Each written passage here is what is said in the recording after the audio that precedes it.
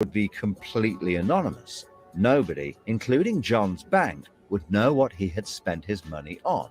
So cash transactions are truly anonymous, and debit card transactions have a high degree of anonymity because only your bank can know about them. So what is this new system? The name of the new system is called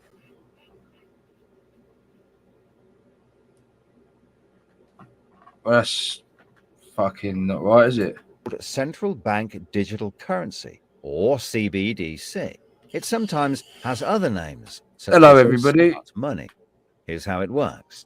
Let's imagine that John, again, We're just waiting for some buy guests. his daughter a birthday present from Argos. His mobile phone Oh, has will a she? smart money wallet Yeah. or app on it, from which he pays £50 for the product. Oh, I'm not even going to talk about that, actually. The app communicates directly with the central bank, the Bank of England, and the money is transferred from his digital wallet to Argos's digital wallet in less than a second.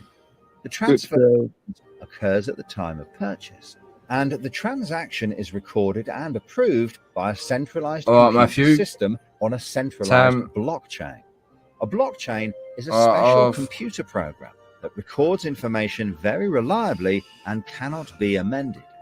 The centralized computer system runs continuously and can deal with transactions per second as they're... Sorry, mate. I thought you weren't there still. No, just making sure I got my numbers right about Skeggy. You're getting your numbers right. Oh, where's that stream? Hang on, I did have... Oh, turn it off. Get rid of that one. You got timestamps, you know? Oh, she knows though. Where is she still eating? I ain't got a fucking clue. I'm going to have a look.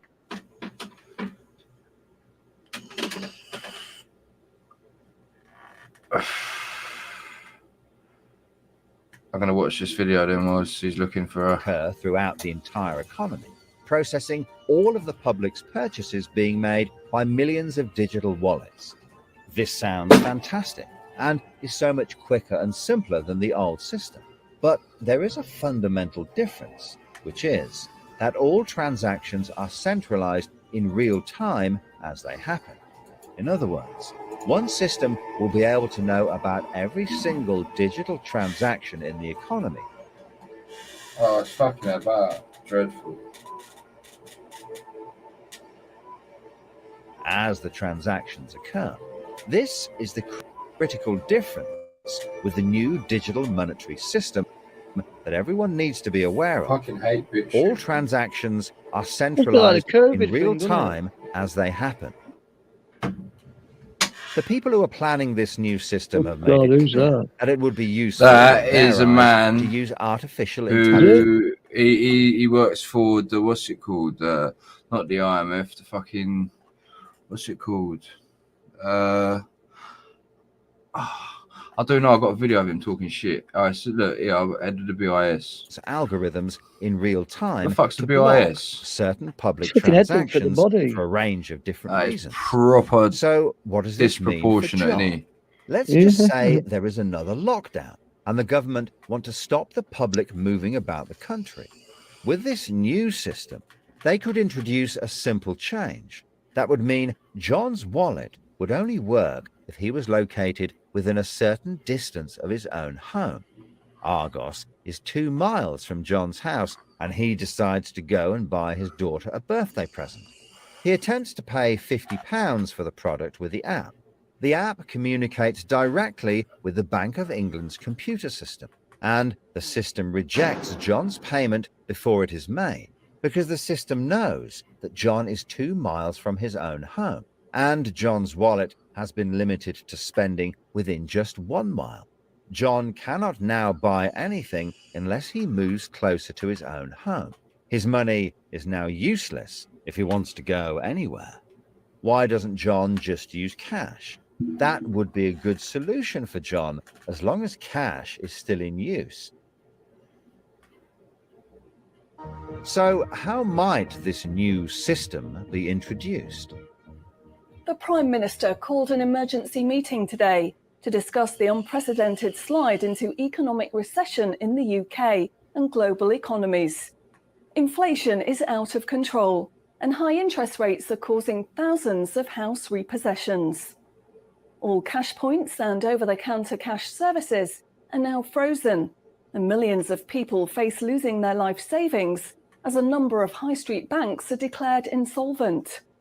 The government and the Bank of England are accelerating the introduction of a new central bank digital currency, which all bank customers in the UK will be able to receive in exchange for their existing money, which in many cases is now unobtainable from their bank accounts. The government say that the new digital money will help the economy recover from recession and will be used to bail out public and corporate money currently held in millions of bank accounts by banks that are at the point of collapse.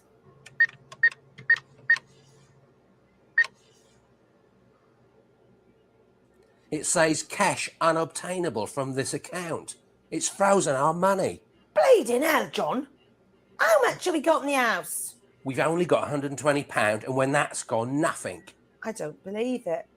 The bank's frozen our money. We've got £25,000 in that account and no way of getting it back. Download your central bank CBDC wallet app today and get bonus digital pounds free.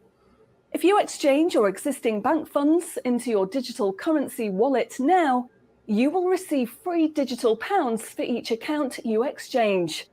You can then spend from your digital wallet by using your phone app, exactly like a debit card. Download the free app now from the UK government website or the App Store. John, we need to download the digital wallet thing. See if we can transfer it in. We've got no other option, love. Well, it's transferred and it's given us some bonus money. I can't believe it. How do you know it's worked? It's worked, love. Everyone's using this money now. Right, I'm off down Tesco to try it out. Sorted. Recent figures show that the public's use of cash has halved in the last 12 months. Experts say this is due to the success and sheer convenience of the new CBDC. Amanda. Sorry, yeah, I'm You're here. all right. You're all right. You're all right. You're always fucking late. I know, but I have an excuse. I have been out since 9:30 this morning, and I've just had a quick bit of tea. And don't tell me your directions to clicking the link took you to fucking a different town. Say that again. Your directions to clicking the link took you to a different town, like you sat nav. Do you know, like where you live, and you still can't get me to the train station?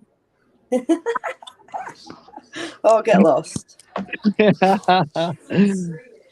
Listen. Anyway, I'll try my best. That's all I can do. Anyway, I'll let Jim introduce you because I don't even know if he spoke to you yet. Have you, Jim? We have at London Royal Courts of Justice. Yeah, I did speak to Amanda a few times. You was probably a bit inebriated at the time or something. I don't know. We did speak to each other a few times. But I want to tell it what I really wanted to do was explain to everyone, because not everyone understands the gravity of the situation and that. And after meeting you and then watching what you do, I think everyone needs to understand, like how tall are you, Amanda? Well, I used to be 5'3", but I think I've shrunk to 5'2" maybe now. Right, yeah. So I was going to say you're like 5 foot, right? and when I see this video a little bit earlier on, and I just see this man coming out, and I thought, like, you're all proper stuff, mate. Like the way you're dealing with bullies and stuff like that, I think you deserve like a big pat on the back, really, and a bit of admiration. Oh, thank you. I do have, like I say, I always have Bulldog at my side, and even active as well. You know, I don't do things on my own. I made that first mistake about over a year ago now. But yeah, we go to just report from these hotels, Jim, and we don't go for any confrontation. But obviously, when we're met with confrontation, obviously things sort of change rapidly. Yeah, but to be fair, like, it ain't you lot doing nothing. I see Bulldog there as well. I didn't realise it was him because the quality weren't all that with the reception and that. But there weren't no, like they are definitely the ones being like antagonistic and standoffish. You're just there trying to film, aren't you? Yeah. And he's just trying to bully you out of there and that. Yeah, and that security guard, we had actually spoken to him before at the Leisure Hotel in Skegness. I think maybe was it July time. So we had dealings with him before. So when he came out of the previous hotel, he played an Ed Sheeran song to try and get our YouTube taken down for just reporting. And again, he came out of the hotel today, playing music again, and I probably did sound pretty childish when I was going blah blah blah over his music, but it worked because he turned his music off and he realised that, you know, we knew what he was doing, and I didn't want, because if I'd have muted it, then people wouldn't have, you know, heard what was going on. Yeah, it's not. It's they're trying to get you. What's it called? They're trying to get you copyright strike and that, isn't they? So it fucks with the algorithm, I think. Yeah, definitely. You said he's from somewhere else as well, didn't you, Ellen? Yeah. So go on. Well, I was just going to say, yeah. So he was from Skegness. I went with Amanda to Skegness, and he came out and did the Ed Sheeran, but we clocked him straight away. And now he's been moved to Grantham, which tells you something. Maybe the locals in the area. Boston, is it? Is it Boston now? Is the Supreme Inns were Boston? It was the big manor house at Grantham. All right. So he's been moved from Skeggy to Boston, yeah. But the population in Skegness is less than 20,000. There's already been 57 sexual assault reports this year in Skegness. There's already been 5 attempts now of snatching of kids in Skegness by migrant men. I think Steve Cray came on your channel today and said there was another one at the school yesterday. In a town of 50,000. Less than 20,000. Sorry, it's 20, a seaside town. Yeah, this is a seaside town. It's got no less than 5 migrant hotels on the seafront, right, during summer peak season, where all the Scousers, Nottingham people, and Lincolnshire people take the kids on holiday. That's fucking disgusting, mate. And the thing that's even more disgusting is the fact that when we went to Skegness and we actually reported from the hotels, the police came and asked questions about some incidents that had happened, and they said that they would look into it for us.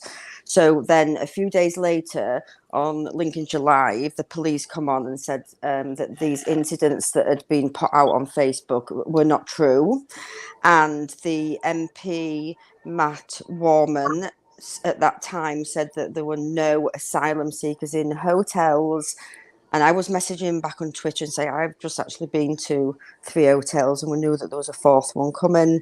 And yeah, so they're just lying to us. And that's plain and simple. That's mental. How many do you reckon they got in each hotel? How big are the hotels? I'd say between 40 and 80 the ones in Skegness, because they're not massive, but the county is quite big. I think the county can maybe take up to 100, and that's what they're waiting for. They're meant to be moving them all out of the main ones into the county, I got told. And where's that? Skegness? Yeah, that's on the seafront in Skegness. So if you actually go onto Skegness seafront, you've got the county hotel that they're just doing for the migrants at the moment, and then as you turn around on the main road, you've then got the Sun Hotel, and then a little bit further down you've got the Chatsworth Hotel, and a couple of back streets away the Leisure Hotel. What? And it's all in walking distance of each other? Oh, yeah. Three of them are within 30 seconds of each other. Yeah, I was shocked to see that the county hotel was. When I put both the postcodes in, I was like, "Gosh, the county hotel's got the same postcode as the Chatsworth and the Sun." Yeah, so when we actually arrived at it, I was like, "Oh gosh, the hotel's here." I didn't expect it there. But yeah, so if they're the hotels that we know about, that we've got from locals, how many more hotels or guest houses is there? Well, within Skegness and everywhere else. It's a northern towns, Jim. We are poor towns and cheap rent, so we are being manipulated on a mass scale. Yeah, that makes sense. That makes sense. That's why they're all up there. Yeah. Yeah. But they're not even all just up there now. This is why I think it's getting more. It's getting more. What's it called now? Because how long have you been getting them up there for?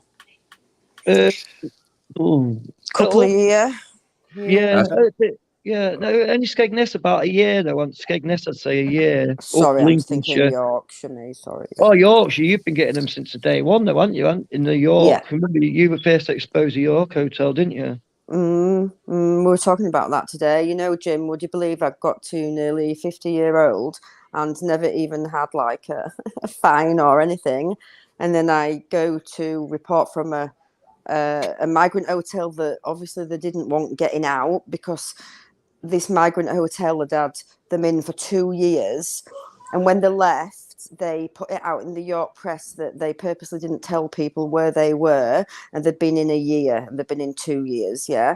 And I went at first, and we went back because you was really a cross out. That security guard pushed me about when I was on my own at the beginning, and we went to report again, and because they got my car registration, they come chasing after us, and they arrested us and locked us up and took my car off me. Absolute just madness, yeah.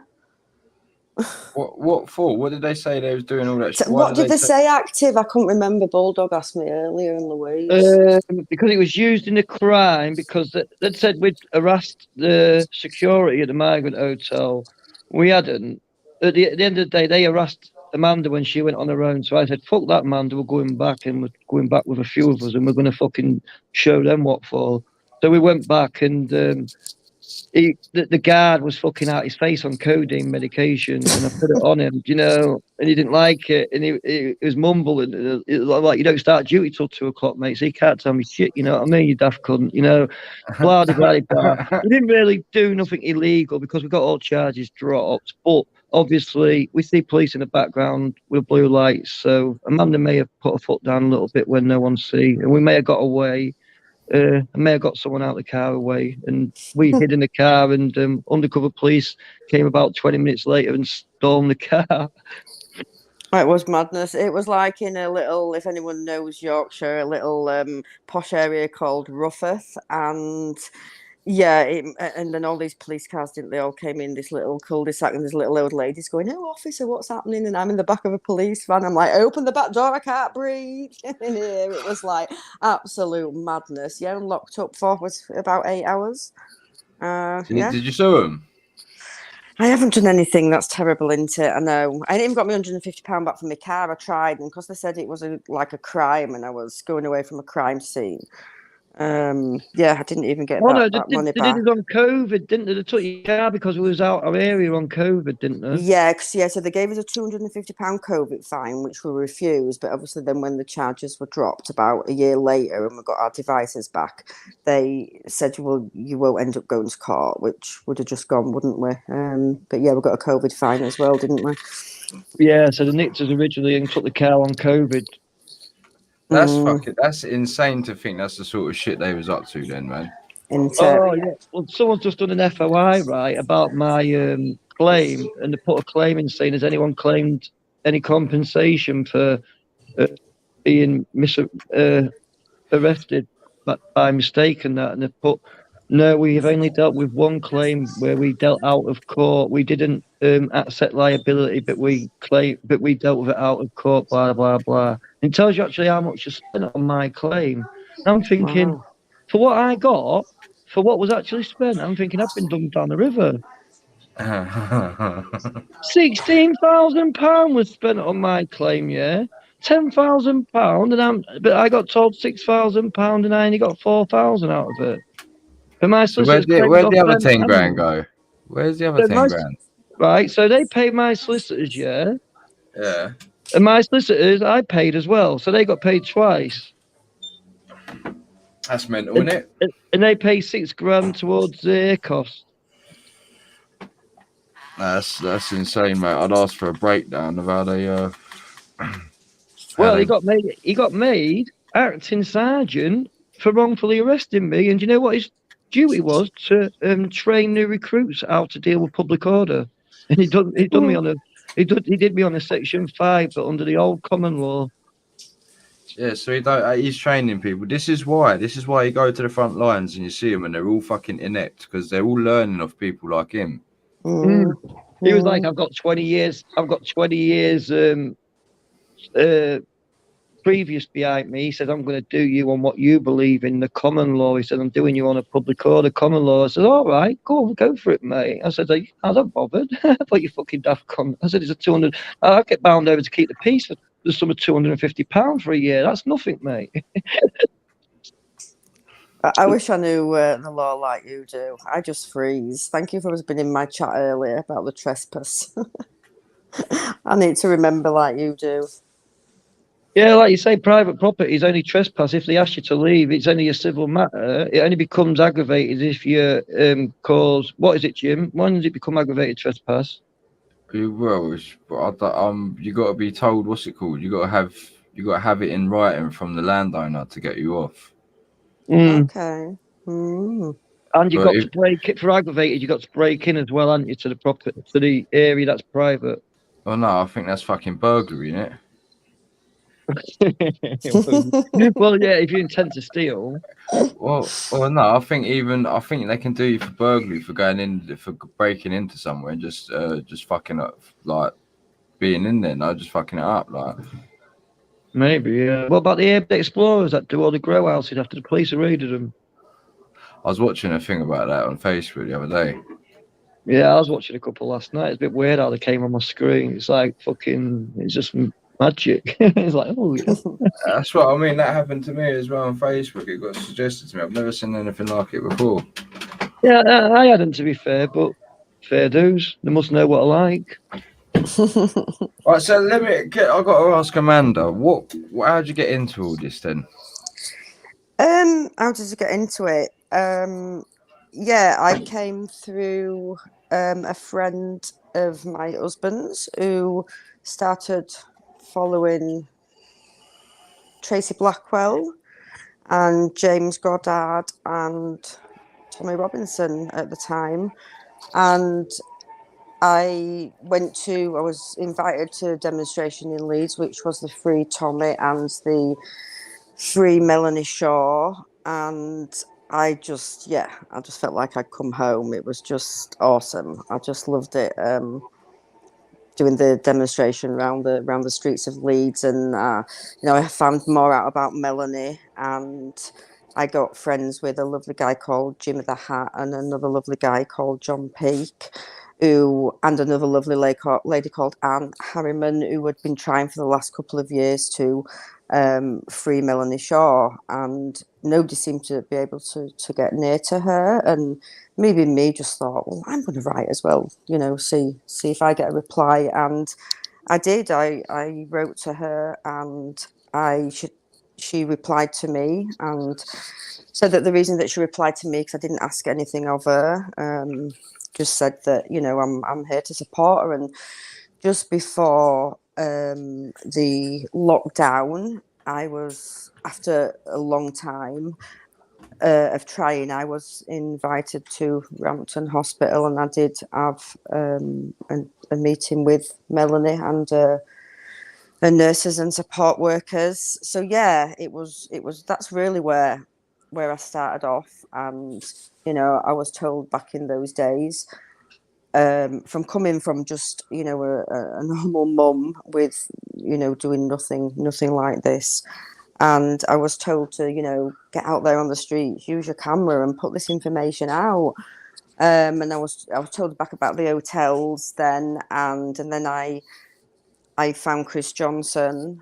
I went to the hotel in York, and obviously I came back in touch with Active. I first met him at a Melanie Shaw demonstration that I actually spoke at Rampton Hospital, and yeah, the rest is history.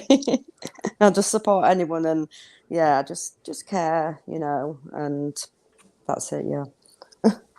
Oh, fair play. Who's Melanie Shaw then? Active. Do you want to explain?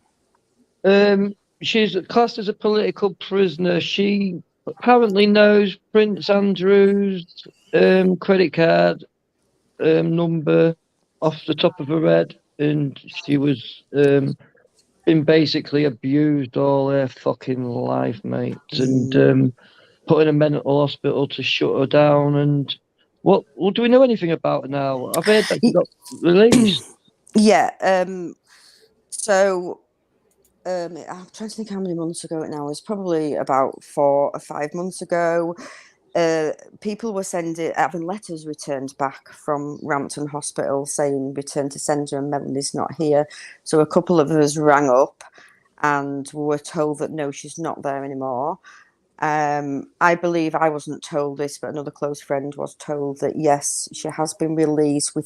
We're not sure if it's into a lower rate security or she is released altogether. We believe she has had some money paid out, which she thoroughly deserves, and probably more than she's been paid out.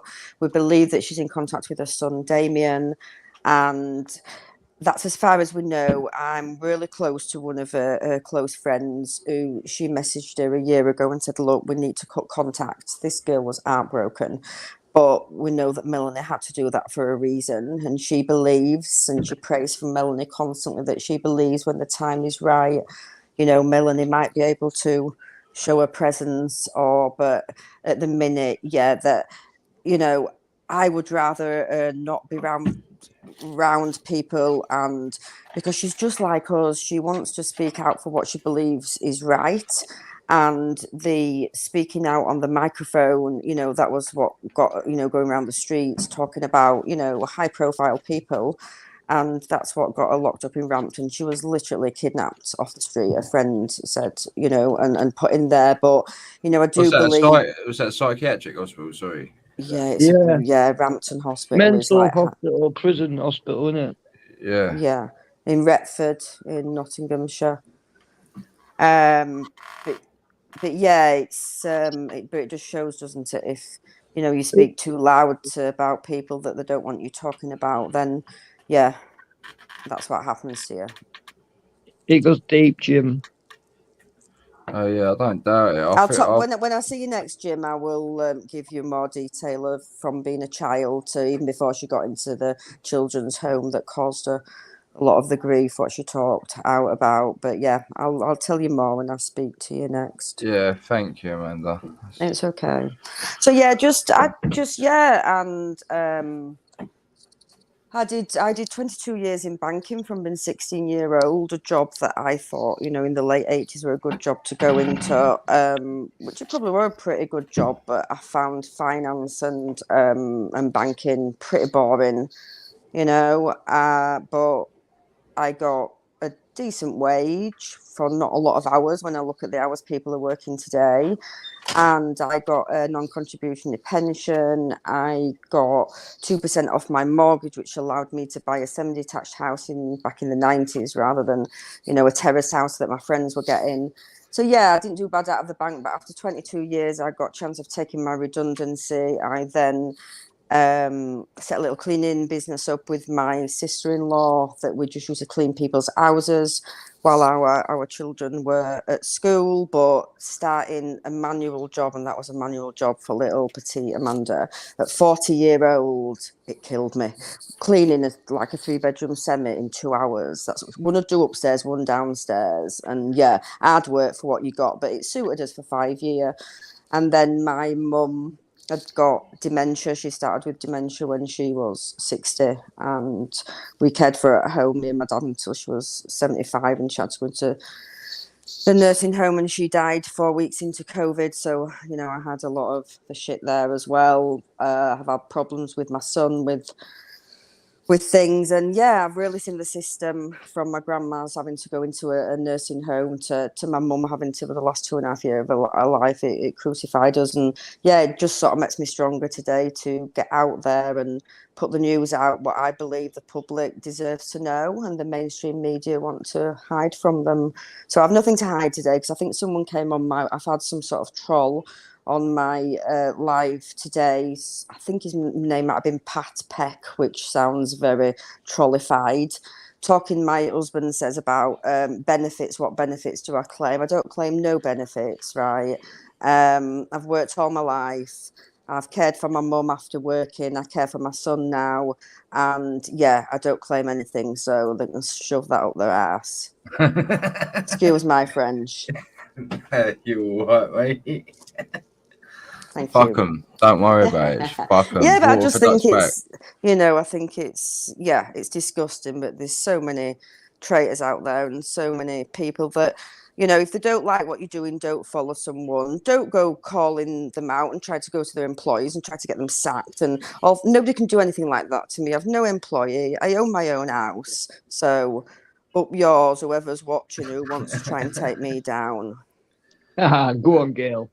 They're just jealous. They're just jealous of you because you got bigger bollocks than most of the men out there, mate. That's what it is. You know what? And anybody's willing to join us, Jim. We have a lovely lady called Louise that's been joining us.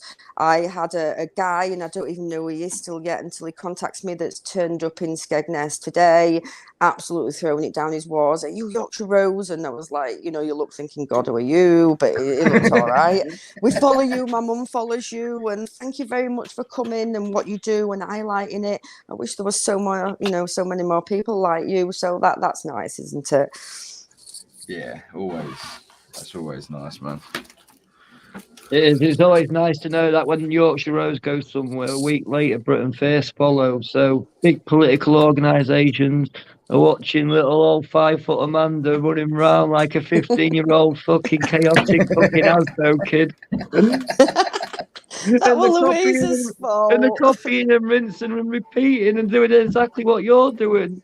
And you're showing them all up. Go on, Gail. But I really hope that did any of you guys catch? I don't know if you did active because it was later on. Did any of you catch the Stoke Rochford Hall? Yeah, fucking that hell! Was just a mad, fucking wasn't place. it? I mean, it was so funny how the walk was so long to get up to the main entrance. I'm like, stuff this, let's go over the grass. And they couldn't understand how we got in there and we ended up round on the front grass of the hotel.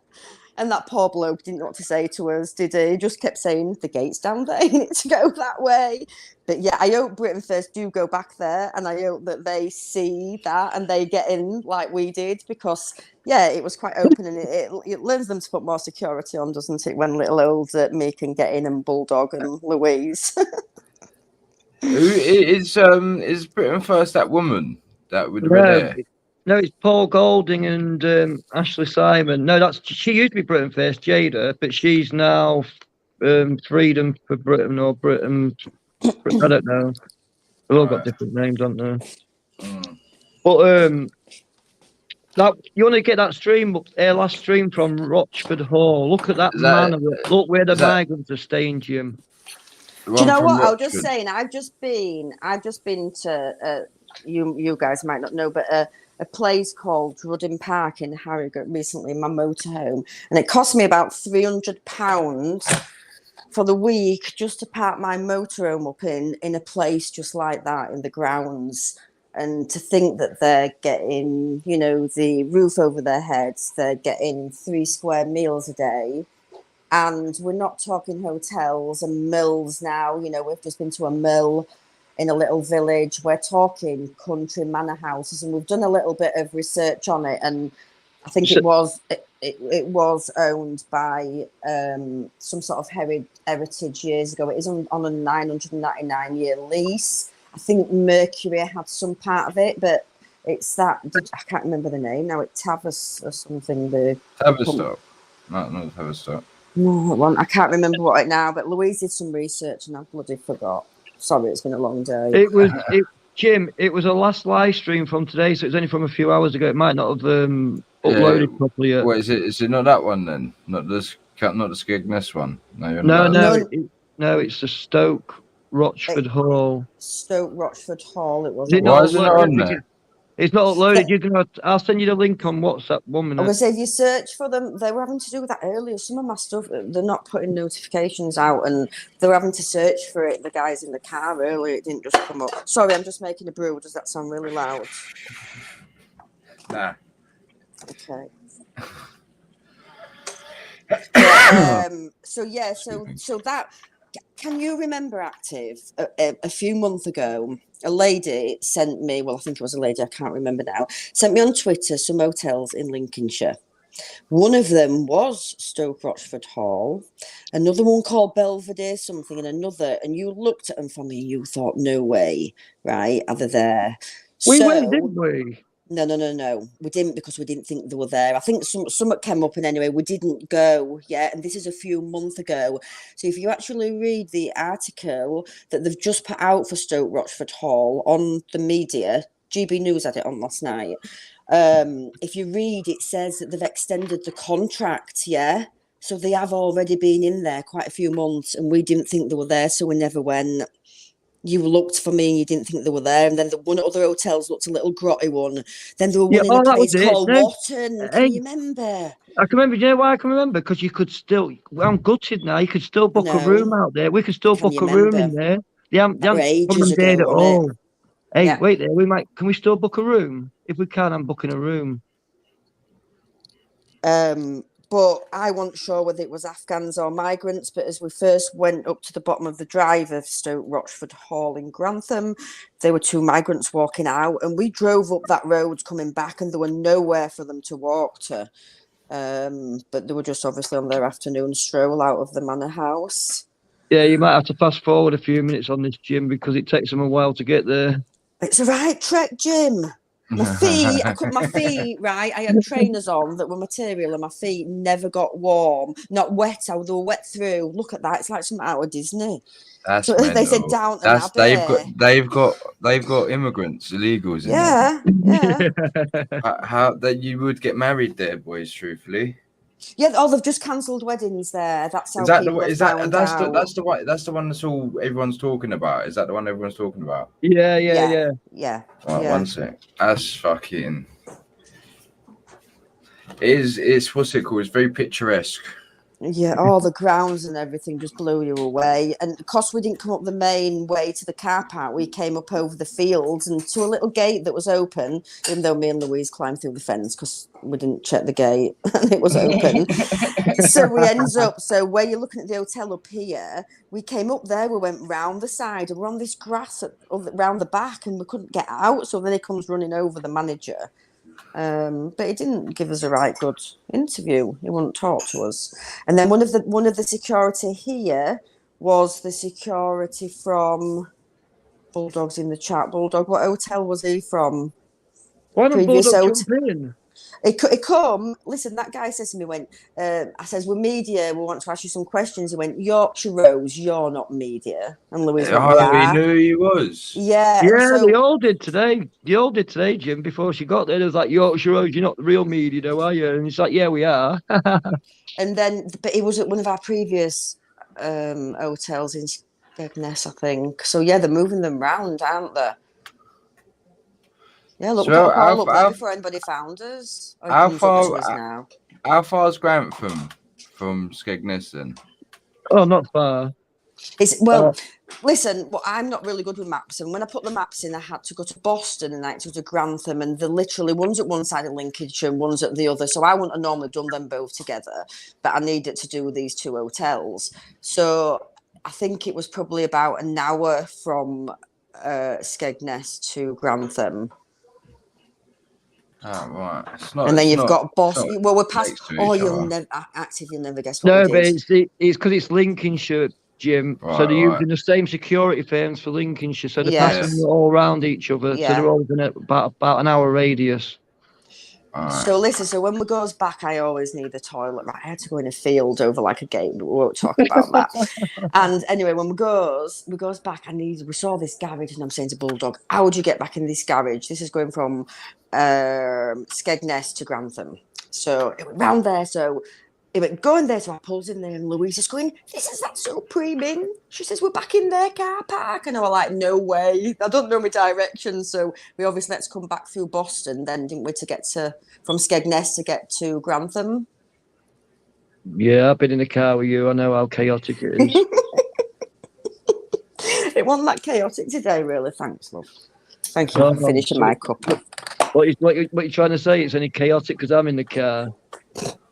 Oh no, Louise were ace, wasn't she? She were mad today, wasn't she? Having us running around that building, and then we couldn't get out around the other side. No one could ever say I'm a bad influence on you again.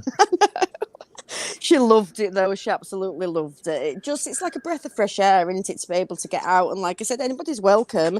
These guys, when we need to go back to Skegness, and this guy and his family's gonna come out and meet us next time. So yeah, the more the merrier. The more people to stand up to this tyranny. Well, have you got a Telegram group or anything like that? Oh, I don't do Telegram. I'm not very good technical, Jim. And my son only helps me when he wants to do. Well, when I say to him, well, I've done all this for you, you better help me. So yeah, I'm not really good. I have Twitter, I have Facebook, I have Getter, and YouTube. You say that you're so funny. You are so funny. You're not very good at technical, and then you start reeling off all these social media platforms. No, but Jim, I'm good at the words, but then when you have to delve inside, I've no go. And Bulldog's worse than me. So yeah, we don't do right well with the technical side. There you go. You're getting offers of help here anyway. Cool. Thank you. That's wonderful. Thank you. Is it Motto? Moto Mini, thank you very much. So we're going to wait. I was just gonna say, Mini Moto. You got any decent Mini Motos for sale? Diesel in the house. Diesel in. Sorry, I'm just getting dog in. In. What are you doing out? You better not weed in this back garden. Get out. Excuse me. What dog is it? What's it called? It's a little Diesel? Jack. Yeah, but I called him that. It wasn't a great name for a little Jack Russell cross with a Shih Tzu, is it? It don't look like I was expecting it to be a Rottweiler or something, to be honest with you. That was me. Yeah, these didn't call him it. It was me. I wanted a Diesel, and I got one. But he's nearly 15 now, so he's an old man, a grumpy old man, and all. Oh, bless Diesel. Right, are we gonna watch this then? You're gonna watch a bit of this? Yeah. Yeah. A little bit of filming in public. Not filming me, it's fine. Can I ask who you are? Sorry, are you a police officer? You shouldn't be filming me with that much. Well, who are you then? Well, who are you? If you tell me to identify yourself, then I might stop filming you. Well, I'm the person that's looking after this property at the moment, so... Oh, you might be able to answer some questions then, sir. How many asylum seekers do you have in this beautiful country manor house? Yeah? How much is the government paying you? You can cancel people's weddings, but yet you're taking asylum seekers in. No, look at all the bushes, though, and how much it keeps keep all that like that. It's fucking insane. This is country manor house. How much does the government pay you weekly per asylum seeker or foot passenger today? Sorry. Is that what we're calling them now? Yeah, foot passengers. That's crazy, isn't it? Yeah, I found it quite funny, Steve highlighting what's synonymous with passenger. Letting immigrants. Just look at it. I've missed that. What was that about? Tell me, I'm just media, and I'd like to know how many asylum seekers you've got in this hotel. Can you please get a security badge? I don't need to show you anything. You are not media. We don't need to leave them. You are not media, so you can get a private. I'm media. Sorry? Doesn't matter, but you still need to get a private. I don't need to identify yourself. Well, we don't then. You could be the same guy.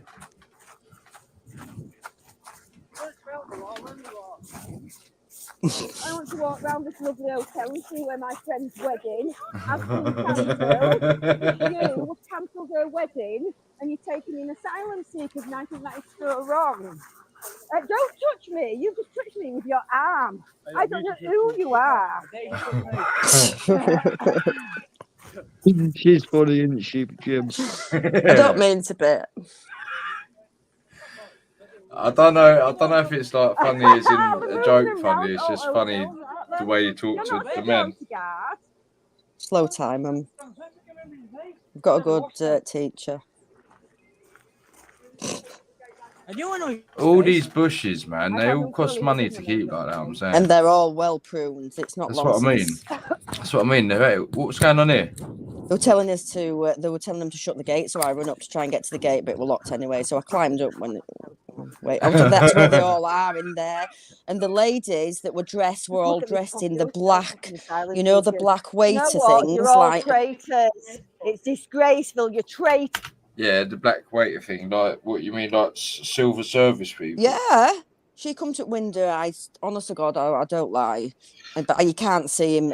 I climb up on the gate after and try and look in. But Hang it's on. Sorry, but are you? Yeah, hang on. Are you suggesting that the government are getting illegal immigrants in here and like providing silver service waitering? Listen, that's what the girl were dressed in, and then she. Is there definitely illegals in there? Are they? Yeah, Oh yeah. It's come out on all the news channels and papers. Yeah. Yeah, but I mean, was it not coming out that they was getting ready to put them in there? No. They've extended it. There were two coming out as we were walking up. I filmed them. When you come off here, if you go right to the beginning, you can see two walking out. And when I stand on the gate, we can see them in the windows. But because I didn't zoom in, you probably won't see them. But they were looking out of the windows at us, yeah. And it's definitely migrant men because I didn't know whether it was Afghan refugees. But yeah, absolutely insane. Cancelling good people's weddings that have paid deposits to take in asylum seekers. No, we're going to get some more footage before we leave. The same way you came in, that'd be great. No. Well, when we're ready, we will. When we've got that's all they kept saying. Go out that way. How much are you making? Cancelling people's weddings and hosting. How much are these a week in here? Disgrace. This is what England's come to. You're a disgrace. They were nearly crying at end. I'm sure he was. And in this crisis that we've got, disgusting. How much is it? How much is it to run here? Well, the rest of us. If you'd like to just make your way that way, yeah, we heard you. That would be We'll great. go when we're ready. We'll go when we're Same way ready. you came in. Yeah, Excuse me, would you like to get down? You might hurt yourself.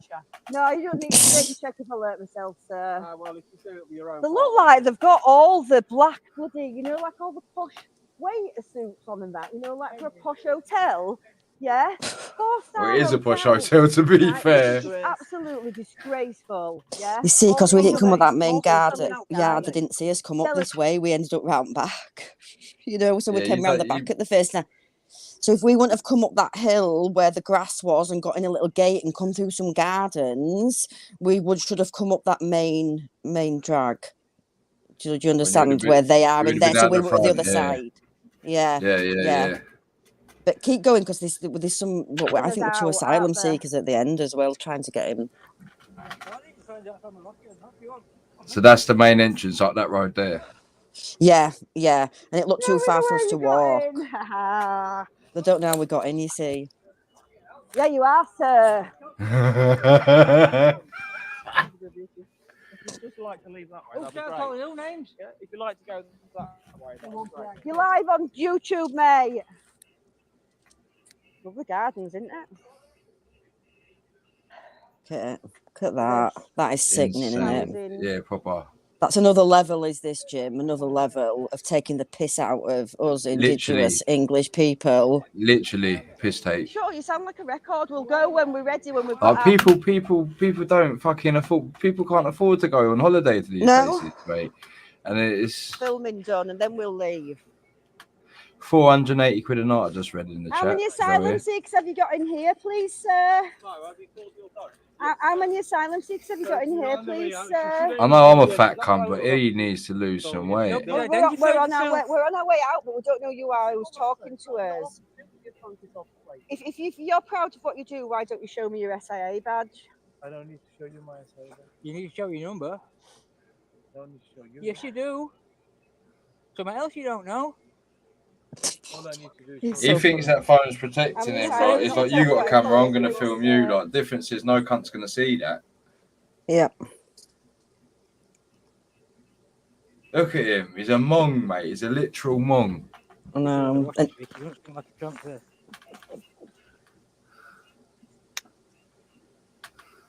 I did end up getting bored, guys, in the end. What, playing stare-offs with the man? Yeah, I was smiling at him and laughing at him, but they just won't even get into debate with you. They won't speak to you. And what they're doing as well, Jim, is what I'm noticing as well, is they're actually going to end up turning these migrants against us, because these migrants will speak to us and try, even though it is broken English, and maybe they just tell us things they want us to know. But they get them in and make us out to be the enemy. Now, that's not going to be good when we've got thousands of these in our country, is it? No, you're right. You're right. Because I've seen it as well. I've seen them all usher them indoors and say, "Don't speak to these people." All this. Traitor. You're a disgrace.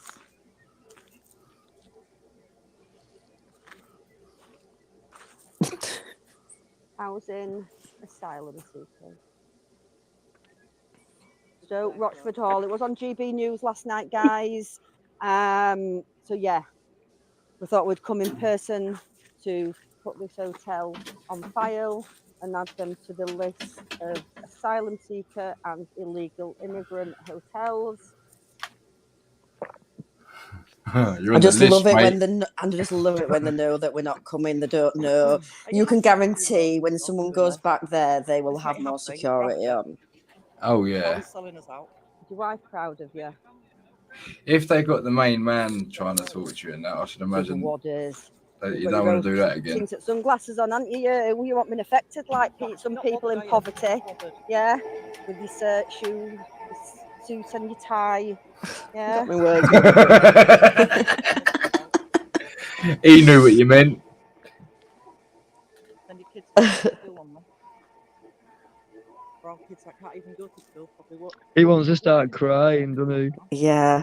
Bear in mind, we're giving him all this until he walks us to the end of the building, and it wasn't until my hubby sent me a message saying he's asked you to leave quite a few times, and that's when I decided to go. Then I think, shit, I'm not gonna go into trouble. But he follows us all the way down, right till he gets us out of the gate at the end. I'm really sorry for the people that have had their weddings cancelled at this place, because it's an absolutely stunning building, but I wouldn't like to think that I was booking a wedding here next year. It's upsetting, isn't it, really? Really upsetting to see. I couldn't afford a fucking pint in there, never mind a wedding. No, I know. Yeah, another level. I'm going now, sir. Thank you for your hospitality. But I felt a threat by us, that guy, whoever he was, that's some sort of manager, because he walks us all the way down here on his own, and the security stay up at the top. He wants to make sure you're getting off the property, mate. Yeah, he wouldn't engage with us at all, just saying heading us off the property. I'm so shocked that we've got. Now, let's have a look at these travelling folk. So two lads come up in a car at the end. Oh, is it at the end? I thought it was at the front, at the start. Oh, well, yeah, there were two at the beginning and there were two at the end. I do apologise. So two lads walked out up the hill at the beginning. Right, guys, I think that's our lot today. We'll do see. So yeah, it will be walk. Before this. Yeah, it was just as we were coming down the garden. There was a car comes up.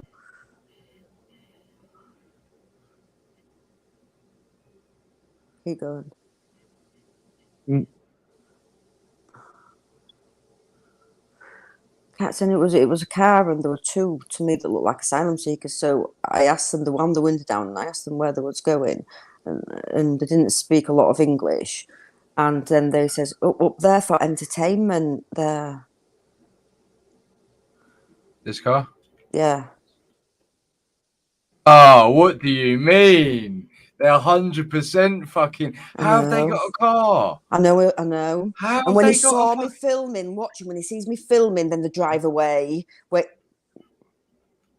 They've got the same car from. It's the same car from Grantham Hotel. Well, I asked them if there was security at first, and they said no. They were going up there for entertainment. Yeah. What kind of entertainment? So I think they were migrants. Yeah, 100%. But you're saying they're from the cars at the other hotel, though. It could be like fucking drug dealing. Like these. Somebody said that on my way out. Yeah, but this is the thing, because they've got their own little communities, isn't they, in all these little hotels and that. So it'll be the same geezer that goes around dropping them off and that. It's probably someone that's been here a couple of years and has got a car and shit, mate. Look at the. Thank you very much. Let's have a look at them. But the one in the other Grantham Hotel, Jim. He was an Afghan family. He showed me he had a license and everything. He'd only been here 6 months to a year, and he had a car and everything, electric car. I think it was half electric. Guys, this was an old car. I think this was a 51 reg. It was an old car, so I was trying to work the situation out and see what you think. Yeah, English license, I'm asking. Yes, English registration. No, not English license. People went mad about that, saying he shouldn't have been allowed to drive. No, it shouldn't be. No, I think you get a year. I think you get a year to swap it over. Where's that coming from? Kurt, turn that off. They can hear you in background. Sorry, my husband's just coming. The dog is listening to you on his phone. He's alright. I just wondered what it was. Well, I knew what it was. I could hear the voice. Can I ask you a question? Are you security at this hotel? Or are you residing in the hotel? No, we just came for traffic. Came for what? For entertainment. You've come for entertainment? So what, also, are you... See me filming now. Where are you staying?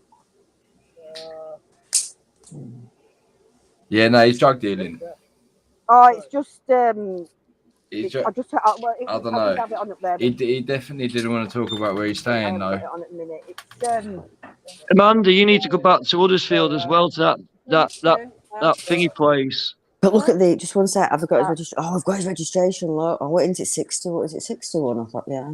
61, yeah. Yeah. Why would they be going up to that hall where we've just been? There were nobody about. They're lying. They're talking absolute shit. Whatever they're doing, they're lying. What's that badge on there? I can't make that out. I couldn't see it. It looked like police. Hey, that's dodgy as fuck, that badge, isn't it? Anybody check that registration out? It looks like, well, we can ask Mid to see if it's got any insurance. You want to see if it's got any insurance? We can do a check on it, see if it's got tax and everything. I can do that. We were too far away when we noticed that badge. That's some kind of security badge, isn't it? Well, this is why I asked. It looks like a, what's it called, badge? Like a fucking, one of the ones that goes on the custodian on the helmet. That's what I'm on about, yeah. It's not security though, is it? It's like fucking. I'm looking at some thought yeah, they were you know migrants. What I mean. I didn't want to ask that. I wanted to ask if there was security first. And when they opened their mouths, I thought migrants. Yeah, 100%. And they were trying to talk to me a little bit in broken English until he saw my camera. And when I tried to, I didn't think quick enough, and I was like, "Yeah, I've turned it off." And they just put it into gear and went. No, they're 100%. Like come across the water, aren't they, in a boat? 100%. I would say so. I would say so. Yeah. Well, we laughed at first because the car pulled up and I went, "Is it do-gooders or is it migrants?" So when I saw those two driving, I don't want to stereotype, but they looked a little bit like migrants to me. I don't want to stereotype, but they look like opportune rapists to me, mate. Opportunist rapists, I think. Yeah. You need to also, Amanda. You need to get to Huddersfield back there because it's kicking off big time there. The dealing outside there. It's getting darker now. There's 84 of them in them luxury apartments, and there's only 80 ounces for locals. And there's young kids walking past, and they're offering drugs out now to people. Did you see that? Drug dealers. Did you see that one that when I went round the back of that Stanley Mills at Huddersfield? There was a building exactly the same at the side that it looked like they were demolishing, and it looked like they were making it the same as the migrant mill next door. The workers that were in there were like these guys, not an ADAP between them. They couldn't speak English, and an English guy came out, another security, a little bit like the one you had on your picture earlier, and got us out of this place. But I believe the building, and they're making that for migrants too. And there was actually 4 mills within that little village, which we think are all prime for it. I tell you what, Jim, you could get down there and get some footage because the locals are fucking fuming, mate. Yeah, it's not getting down, it's getting up, and it's a long old way. I know it is. I'm banned from West Yorkshire, so I'll be there tomorrow. Yeah, we'll definitely go. We'll definitely go back to West Yorkshire. But you need to give me this information. I don't see a lot that's online because we're doing my own things and You've been sharing busy my own stuff. I don't get I don't get a lot of chance. But if people see things and they just send me them. It's no surprise if you're on Getter, Gab, YouTube, Twitter, and all the rest of it, mate. To be honest with you, I can't even keep up to date with my messages. I try my best to go onto YouTube and either like someone's message or reply, to let people know that, I am at the other side of the camera because I don't like showing my face a lot. I think that's normal. I was a bit like that, to be fair.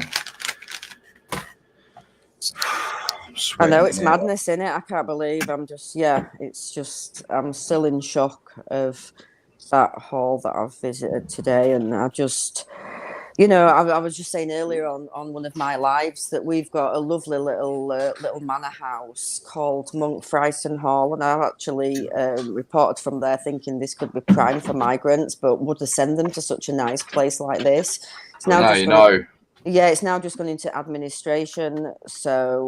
And that is just another beautiful little village. And I just find it sad. I really do. The thing is, they were trying to put these fucking people, shall we say, for the sake of argument, in fucking little tiny villages where surely if you start filling up these villages with these people, that you're not going to have the infrastructure, you're not going to have schools and shit. If there's all these women and kids that they reckon that they purport to have with them, like they're not going to have the infrastructure. It's all, I don't know. Well, it's funny you should say that, Jim, because I can't even bring it back to my memory, the area or the place at the minute, but I will be able to because it's on my Twitter. A lady sent me a message saying that about 15 to 20 of them turned up at a doctor's surgery, obviously from a hotel, wanting to be registered. And her friend was a receptionist in this doctor's surgery, and she felt so intimidated by, all these people just turning up and wanting to be registered at our doctors, registered at our dentists when we can't get appointments. There's a lot bigger picture to this, as well as, other harm that can be done. We haven't got... Literally, we haven't got the infrastructure for our own at the moment without having all these people that are coming in through immigration. You can't lots of ways.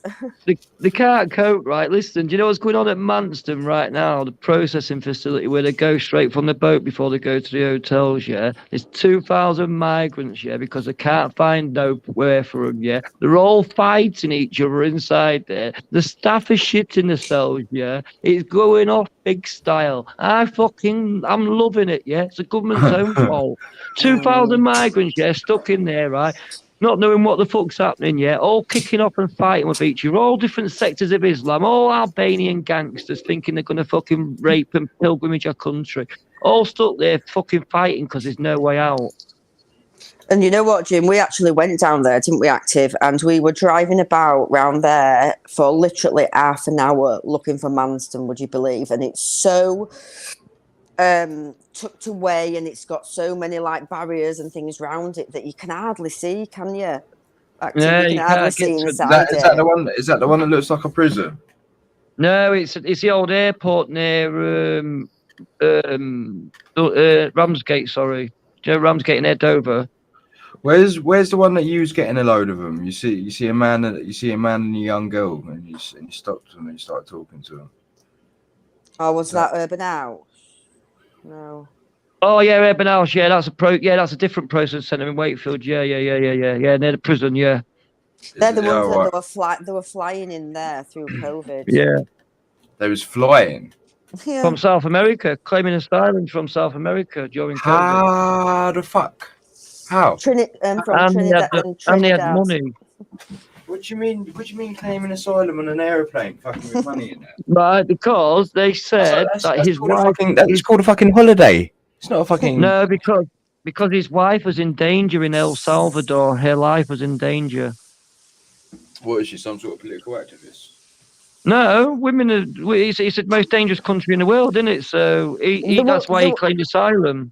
Yeah, the ones that we were talking to from Trinidad, I felt really, really sorry for them. And she'd watched her parents being shot and killed in front of her. She was pregnant. She just had a miscarriage because she'd been threatened there. She says they were doing drugs. There were just kids running about. They were really fearing for their lives. All that you can't argue with. Like when people are going through all that and they've got genuine claims and that, you can't really argue that, mate, because that's. Well, you can if you proper. I don't know. No, I don't think. Well, what happened, Jim, with that one was it was quite early into my activism, wasn't it? Active, and they've been putting these messages on my YouTube saying someone that lived in there and they were fearing for their life. And so when I turned up, they were sort of like, Yorkshire Rose, you're here. So we went in and we spoke to them, and they were so frightened of us coming back and the more publicity that we gave, the bad publicity to that place. This happened on about the Tuesday that we visited. By the Friday, they'd moved them to Hull, her house in Hull, and she couldn't thank us enough. And Bulldog actually kept a number. Unfortunately, when we checked where they sent them in Hull, it wasn't a very nice place, but it was a lot better than the detention centre that they'd got, again, all different people from different parts of the world trying to live together in there. What my argument would, I know, Jim, you said about genuine cause for claims and that, but if they have got genuine reason for asylum, get them to a country that's closer to them than England. We're the furthest away. Fuck off. Why is everyone going to come here? Fuck that. I don't care if someone chops your fucking nan's head off, yeah? Why come to our country if it's a closer country for you? Because of his benefits. That's a fair argument to make, Alan, for sure. No, that's just my perspective. If there's a closer, safe country, why fucking travel all the way to fucking England? Right, you're in South America, yeah? Why don't you travel to fucking America, the land of the free, yeah? Let Biden help you, you know what I mean? Well, we're only a little country, aren't we? And I just can't understand how I can talk to people that come from as far as Africa to get to our country. I just find it quite bizarre, and I just think we've too much to offer. Well, I think that's what it is. I think we went round the world and everyone see and heard about how lovely England is, and then everyone decided to come and have a bit. I mean, can you imagine now, as daft as it seems, the hotels that I am putting out there will end up on TikTok, that the traffickers are showing the migrants where they're going. So that's going to be a big boost. Yeah, they're going to think that's lovely. They're going to see the black and white silver service people, all the waiters and the waitresses looking all. I can't believe that, sir. I'm shocked. There's something else to come out, but I'll tell you both off camera. But there's some serious shit going on that we don't know about. Do you know, with these Albanians? I can imagine. That sounds very ominous, Ellen, mate. Because it's an ongoing thing that's not been thingied, so I can't really say on camera yet because it's not. Then. I won't put that out on camera, but I know I can trust YouTube background, so I'll tell you a bit more in the background. Cool. What do you think, going back to the guy, you thought same as me? Not everyone might not have seen it earlier, but when we went to Skegness, the second hotels earlier today, we went to the Chatsworth the Sun, and we thought the county hotel was still being refurbished, but round the front, the door was open. So we decided to go in, and this lady thought we wanted a room. I don't know what nationality. She looked some sort of Chinese, Malaysian, not very good English. And we were saying, is this hotel open? We thought it had been closed and, people have lost their jobs. I'm new here, she said. So I'm thinking, well, I thought asylum seekers were coming in here. So we go back outside the hotel a little bit discombobulated. So we're talking about it.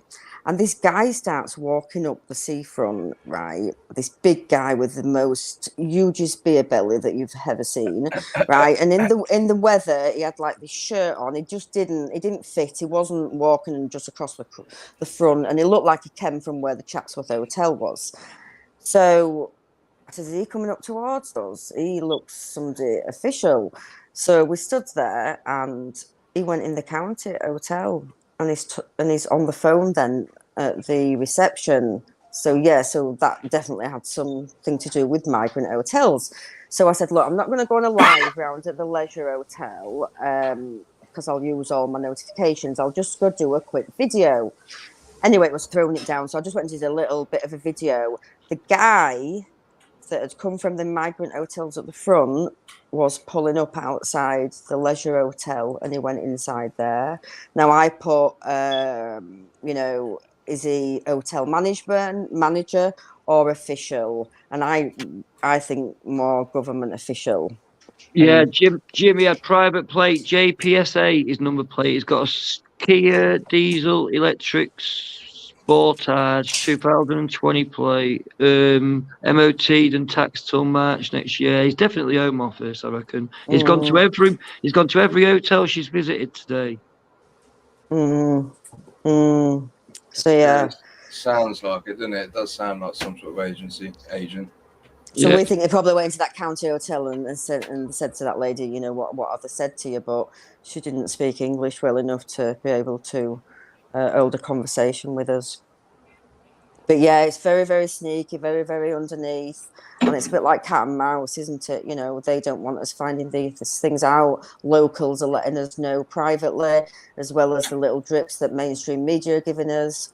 Yeah, it's quite a shock that Stoke Rochford Hall's got to the mainstream. But like I say, I'd like to know how long they have been in there. They've definitely been in there a few months, and we've only just been told when the contract's been renewed.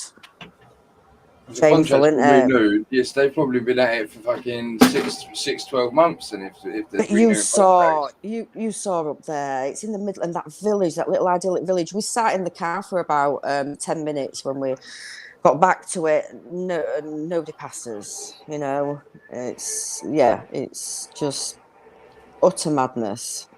Yeah, well, like you say, and then Liverpool, the migrant hotel in Liverpool yesterday, reports of fucking 4 tried to snatch a 5-year-old fucking girl. Fucking dad chased them across the field. Fucking pictures are out there on my Twitter. I hadn't seen that. We've been out today. So which hotel? I don't think we've gone as far as Liverpool. Hang on, I'll get it up in a second, Alan. I'm not 100%. Well, like I need to go back to my Twitter to get, because I've got a guy private messaging me who delivers to these hotels. So that's a good go back and get you the actual exact. Well, we know the exact location where he was chased from. So you just have to put hotels in that area, and you'll find a migrant hotel. But Liverpool's a dodgy place to go, remember, so don't advertise if you go in there beforehand, because you'll be met with a bit of conflict. Why? Who's conflicted? Who's confrontation in Liverpool then? Liverpool's a lefty town, man. You're mental. It's the biggest lefty town in England, the 8 right wing. Really? Yeah, mate. Fucking hell, they chased the EDL out back in the day, I heard. Oh, better be careful then. I went there, right, when that guy tried to fucking do that fucking bombing on fucking Remembrance Day, yeah, and these fucking guys are giving me shit saying, yeah, we chased you out before. I said, look, I'm here on my own, mate. No fuck all chase me out this town. None of you is big enough. And then I got a counter-terrorism warning because I crossed the counter-terrorism lines. Then I went through someone's garden, so I didn't really cross the tape. I just went through the garden to get into the zone. What do you mean? What do you mean? Say that again. Right, so there was 3 different locations taped up by police because we knew everything what had gone on there the night before, because we knew someone who knew the taxi driver that who had the bomber in the car. So we knew exactly what had gone on, so we knew the locations, what was being raided. So we visited everywhere. So I went to one of the locations and it had all tape round it, and you couldn't get nowhere near where the actual house was being raided unless you went through the front garden on the front street and then went down the side bit of it, and it was actually a way in. And some Asian guy came out and went, oh, can I just come in here, mate, and do a bit of reporting? I'm a reporter. And he ignored me, so I just walked in anyway. Well, all the old bill started steaming towards me. I'm like, mate, he's giving me permission, mate. He's a resident of this house. I'm a reporter. There's like counter-terrorism, blah, blah, blah. Fucking put me into the edge and fucking took me details. I thought I was getting nicked. Yeah, mad you. I thought, fucking hell, all you do is a bit of a close-up because your camera phone's shit. No, You're if I'd have funny. had Jim, if I'd have had Jim there, Jim would have had fucking ace shots from the fucking scene. Oh yeah, mate, you're fucking hilarious, mate. Yeah, definitely. Yeah, we got, like you say, we got a bit of hostility when we went there, but fuck them, I didn't give a fuck. They didn't scare me. You know what I mean? It's like, what are you gonna do? I've been looking for a few hotels. I think I've got a few in Liverpool to go visit. Anyway, because I've got some more on the list. So yeah, I'll take that hotel off you. And I find that mental. I do find that mental because I fucking, I don't know if anyone's heard, but I fucking went to that prison in Manchester, mate. Yeah, for a month, and they're all mad Scousers in there, mate. So I thought all the Scousers was like fucking. I thought Liverpool was full of gangsters and shit. the scouts, the drug dealers, you mean? Well, I presume no, like all the stories you hear in there from the people that I tell you. Oh yeah, don't get me wrong. It's like Liverpool is a bit like my town where they're all proper fucking. They'll take all the cash machines and they'll do all the robberies, they'll do all the drugs and that. But no, it's a lefty town. So it's a naughty lefty town, mate. Oh yeah, the naughty criminals get out. The fucking hell, the mayor got our fucking activist mate arrested, and actually just for pulling up at traffic lights, she said something to her. She was the fucking Antifa, got put into mayor role in Liverpool. Yeah. So you got running Liverpool. The fucking hell, if I could get Kim and Tom on here, yeah, from Liverpool, yeah, they can tell you some shit about Liverpool, mate. Do you know what happened? And yeah, so the Liverpool mayor, took Kim to court just for like stalking her, and all she'd done is said something to her at the traffic lights. And they didn't put it in court in Liverpool. They brought it to Leeds, and there was no reporters outside apart from me and John Lawrence. And Kim won, didn't she? Active. Yeah, we're just suing them now because at the end of the day, they raided a fucking mum's house at 3 a.m. and fucking put everyone through trauma for no fucking reason because she's Antifa and she knows that fucking Kim's on the right side of history. She never came out of the front of the court. Yeah, how'd she get out then? Fucking bit. The back door, man. What, like as in where you get released if you from the cells? No, they'll probably have like the staff door where they've got a side entrance for staff and special people. You know, like say if you've got to think, well, I don't know, how would they get the? Do you know someone if you're on trial and you've got witnesses, they've got to be hidden away from you, aren't they? I suppose. So are they getting in the building? Because if I was on trial, I'd have people stalking the front for the people that are going against me. Fuck knows, mate. I only go through the bus normally. Yeah, I don't know. Yeah. What jail was you in then in Manchester? Fucking Forest Bank. Oh yeah. Oh, you'd have been in some good guys, and then scouts are the funny lads, aren't they? Off key, mate. Yeah, mate. They fucking tell you some mad stories. Oh yeah, that's what I mean. Like they rip the arse out of the Manx. Like they proper let them have it, mate. They proper bully them. That's one thing I learnt, mate. Them Scousers proper bully Mancunians, mate. That's what I learnt from my time up there. Yeah, like you say, we are a bit. My town's a bit twined with Liverpool, so to speak, with the criminal side. It is a lot of the drugs from my town come from Liverpool. Good to know. No,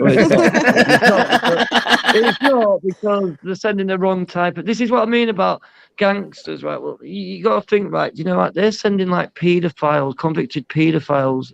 So instead of torturing paedophiles like normal gangsters would, what they do is send them to towns with the drugs and force them to fucking groom kids into. This is what Darren G says, isn't it? Is this what Darren G says?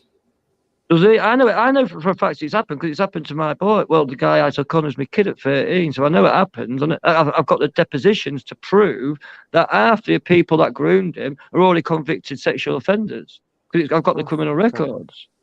Yeah, I've seen it with my own eyes. So I know for a fact it's real. I've got the fucking writing. I've got it proof in paperwork. They're all fucking nonsense. They're sending all the nonsense to these towns to deal the fucking drugs and get all the kids to deal them. And if the kids don't deal them, then they beat them up. That's awful.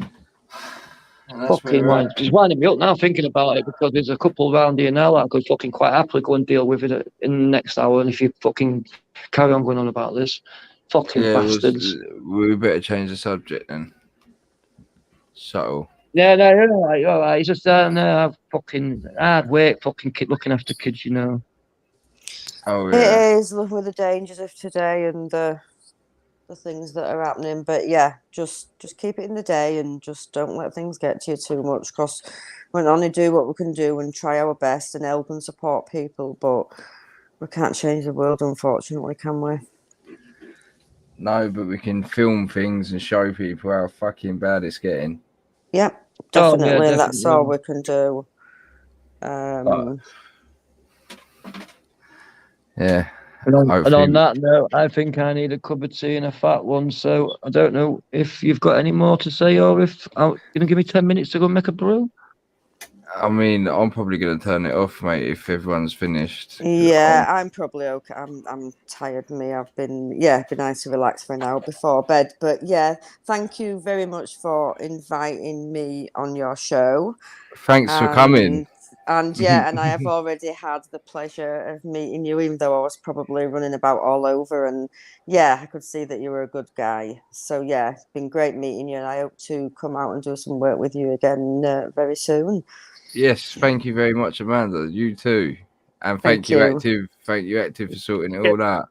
No worries, buddy. Can I just say one thing, Amanda? Can you tell Cake I've got 2 electric bikes that I've got a couple of faults with? If he comes in his motorhome, can he come and take them back to yours and fix them for me? You being serious? I'm being serious. What's wrong with how can the electric bikes break? What have you done to them? Well, I charge it up one of them, and I full power it for like 10 seconds, and then it's like the battery's just gone. It's like my battery can't just die on me just like that. I'm not paying 189 quid for a battery if it's just a wire fault. And then the other one goes 30 mile an hour, but after so long it'll keep cutting out, and I keep having to start it up. So there's some kind of dodgy wiring going on there as well. My son has crashed it a few times though. Oh, you're mad. You're as bad with bikes as what you are with technology, aren't you, then? Oh, fuck off. No, I'm all right on the bike. No, I'm all right on the bike. That bike lasted me 2 years at 35 mile an hour. I fucking love that bike. It did me proud. Yeah, but listen, if you don't charge it right, if you don't treat the battery right, they do fuck up. You have to make sure you don't charge it up over 90% and you don't let it go down below 20 or 30. Oh, he told me to never take it off. I just put it on charge all the time and leave it on charge until I go out. No, you're not supposed that'll be too much. Yeah, you're not allowed to let it do all that. You'll have burnt the battery out, leaving it on all the time. Oh, don't say that. I'll have a word with him for you and see what he says. There's no one live, people. I don't know anyone to go and raid, so there's I don't know where you all want to go, boys. I can't send you anywhere to be together. Just put a link to Amanda's YouTube and let them all subscribe to that. Thanks everyone for your support. It's really, really appreciated. And yeah, it's we're all a team today, aren't we? And the news that we put out there, we believe that the people deserve to know this news. And yeah, if you like us, you follow us. If you don't, then don't follow us. And obviously all you love the guys on here likes what we do, so thank you again. Yeah, thank you, Amanda. Who are we raiding then, boys? Welshie, can you sort something out? Because the boys are going on in the chat, and I like to appease people. Hey Amanda, you ever done this raiding business? I don't know what you're talking about. You want to do right? They look for a live stream, someone who's live now with only like 10 people watching, and then everyone goes and bombs that live streams and says, "Nonce dogs, not kids." I can't. Yeah. No, honestly, you see the chat go from 10 people to over 100, and the people that are actually hosting it are thinking, I've never seen so many people in my life. Left, though. There's a lot of people left. I don't know how many people you get in there. It's still quite funny. Where is it? Oh, thank you, Eden London. Hi, Marion. There's You won't believe I've only read some of 20,000 the comments. people in there, bro. You're There's always what? trying to get. He's always trying to get people to watch the fear porn. What's the matter with you, Welshie, man? You consume too much that fear porn, mate. Hey, listen, this is weird. Not dogs. This is weird as fuck, yeah. I got a text just before the stream. I got a text of my old man, yeah, and he swears blind that he was asleep, and the text said Russia, mate, yeah. So I've rung him up. I said, I've rung him up. I said, what the fuck are you talking about, Russia? Yeah, he goes, what are you on about? I've just woken up. Yeah, I said, you woke me up to say Russia to me. I said, fuck off. You just text me saying Russia. He says, you just woke me up. I said, no, you just text me. I said, check your phone. He goes, yeah, well, it's there. He goes, I don't know how it got there. So it's weird, isn't it? Wow. Anyway, that's proper weird. Proper weird. Just somewhere to watch. Well, yeah. Hey, Darren G on a live. Darren G does lives on Instagram and TikTok. I know. Is he on a live now, though? I mean, I don't know if he's on a live now. I'm not subbed. I just go past it from time to time. Choose a knife, not a live. Yeah, Choose a life, not a knife. L5 alive, bro. Yeah, should we carry on L5 watching? alive. Should we carry on watching that thing quickly, boys? Whilst we're all here, because this was quite interesting. Where did I see it? Go on, let me pull the kettle on quick. Go on. Should we just stay live for a minute and just try and find this video? Where's this fucking thing? I'm just making a brew as well. Yeah, you lot go and make yourselves a cup of tea whilst I find this video. Where was it, man?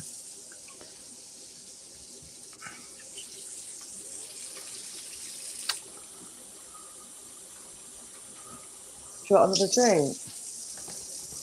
Yeah. This one, boys. I found it, boys. Oh yeah, I think I even found it on, what's it called?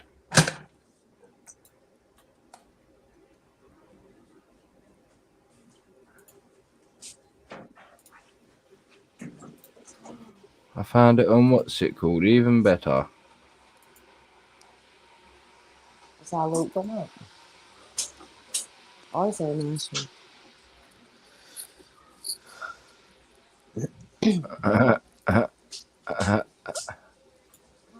Yeah, please. 8 sugars bulldog.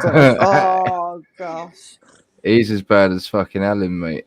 No, but I've only just realised it because I don't do sugar in tea, but I sometimes like it in my hot chocolate to make it even more sugary. And I didn't realise there's only half a sugar in one of those little packets. That's why they have to have like 6 and 8. What, Yeah, in the sachets? Yeah, I'm so embarrassed when I have to go get both Bulldog and Active sugars because I have to get like 14 sugars. I had to have 10 sugars because, like, you got to look, like, that's only 4 in a large McDonald's tea. That's only like 5. Well, I didn't know that they were only at half, did I? Because I'm not used to. That's not even half a sugar on one of my spoons. What do you use? Shovels? Darren G's live on YouTube. You called it, like, you watched him, didn't you? Cash is still in use. You watched Darren G, didn't you? I do sometimes. Yeah, I ain't seen him for a while, though.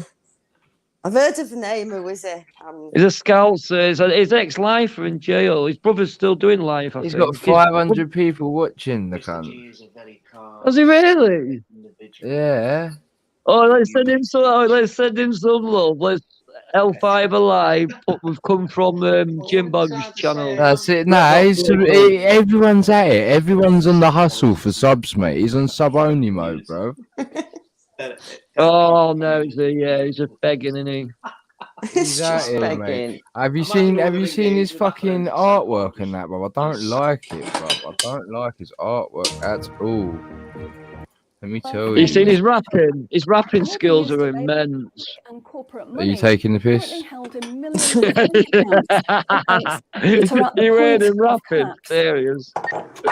Nah, obviously not. What is it? Bad? Oh, he's bad, man. He just fucking does Instagram lives and starts making things look like a 5-year-old. He starts going, yeah. Your mum's a whore. She goes down for like 12 on a score. Yeah, I think I have. Now you just done that. I think I have heard him do that. If you exchange your existing bank funds into your digital currency wallet now, you will receive free digital pounds for each. I think we've seen this bit. Sorted. Right, see this bit. 3 years. Cumbersome and old-fashioned, fiddling about with coins every time you want to buy something. It's much easier now.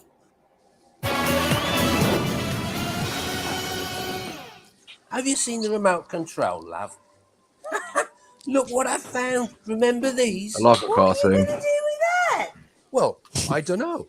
Look, why don't we keep it? I'll put it in a picture frame. Recent data from the annual Climate Change Conference has revealed that only a drastic reduction in fossil fuel use will help protect against climate change. The government has announced limits on petrol and diesel use for all individuals in the UK, which will be enforced using smart money. Each wallet will be limited to a purchase of 15 litres per week, after which the wallet will be prevented from making any further purchases in that week. Ah, bollocks. Do you know what? Do you know what the fucking scariest thing is about this whole situation, about everything going on? Yeah, like all this. They're gonna stop eating meat. They're gonna make you have carbon footprint, and you're gonna have to worry about it. This, that, and the other. I stopped eating meat and like started having a proper bare minimum life a few years ago, and I've got accustomed to it. And it was all like weird, like preparation. I just done it naturally, and then fucking. That's what I'm saying. That 15 litres a week and that, I reckon I could survive on that. 15 litres of petrol. But isn't it wrong how they're gonna condition us though? Yeah, you I know and it's like, wrong. I know it's wrong. is rather than worrying, is sort of just go with the flow. I'm not a big meat eater. I like meat, prefer chicken, but it's awful. But I'm just gonna have to go with what if meat's gonna stop being. You're not made, gonna eat the bugs though, are you? You're not gonna eat the fucking. No, I'd have iron tablets first. But you know, it's with too many other things to worry about than the changing, no matter what we want to do. But don't you think we should fight back against it? Don't you think it's all the same thing? Don't you think? Yeah, definitely. It's all part of the same problem. It's the same people implementing the same shit, and these are people above the political class and the political system. Like these strings are being pulled from behind the scenes. And most definitely. And we're on a one-way track. Like, don't matter who you've got in the party political system, that we're going the same direction. But it doesn't matter.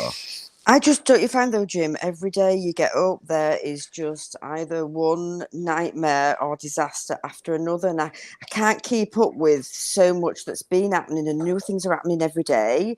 I feel like they're just absolutely mentally just bamboozling us with. They've been doing this for like nearly 3 years.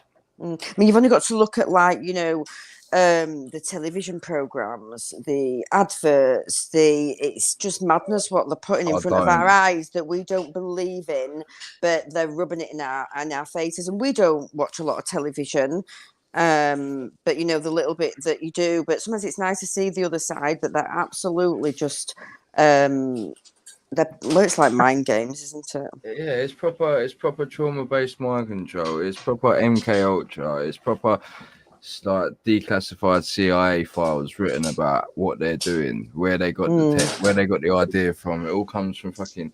They blame it on the Nazis and Operation Paperclip and stuff like this, but I don't know. I think it's deeper than that. I think it comes from the communists, mate. All that mindfuckery shit. Because I just need to make a point here, Jim. This show is sponsored by the MEF.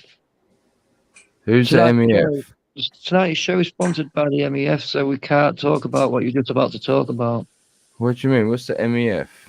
That's who sponsored you. Pay for today's show. What are you on about? I ain't had no money. I'm missing some money. I'm not saying that. What's MEF? Middle Eastern Forum. Are you taking the piss again? Ignoring Jim. Yeah, I think so. Yeah, I don't know who they are, but not to say that they are someone, but he's taking the piss. People say that they're the ones that fund Tommy, but I mean, I'm just saying. Oh, you're a little bugger. Right. Now I'm with you. Over obesity. Who? Did you just call me a wigger? I asked you nicely at the start of all this, please don't make me laugh. I said, I've been told to be quiet. Please don't make me laugh.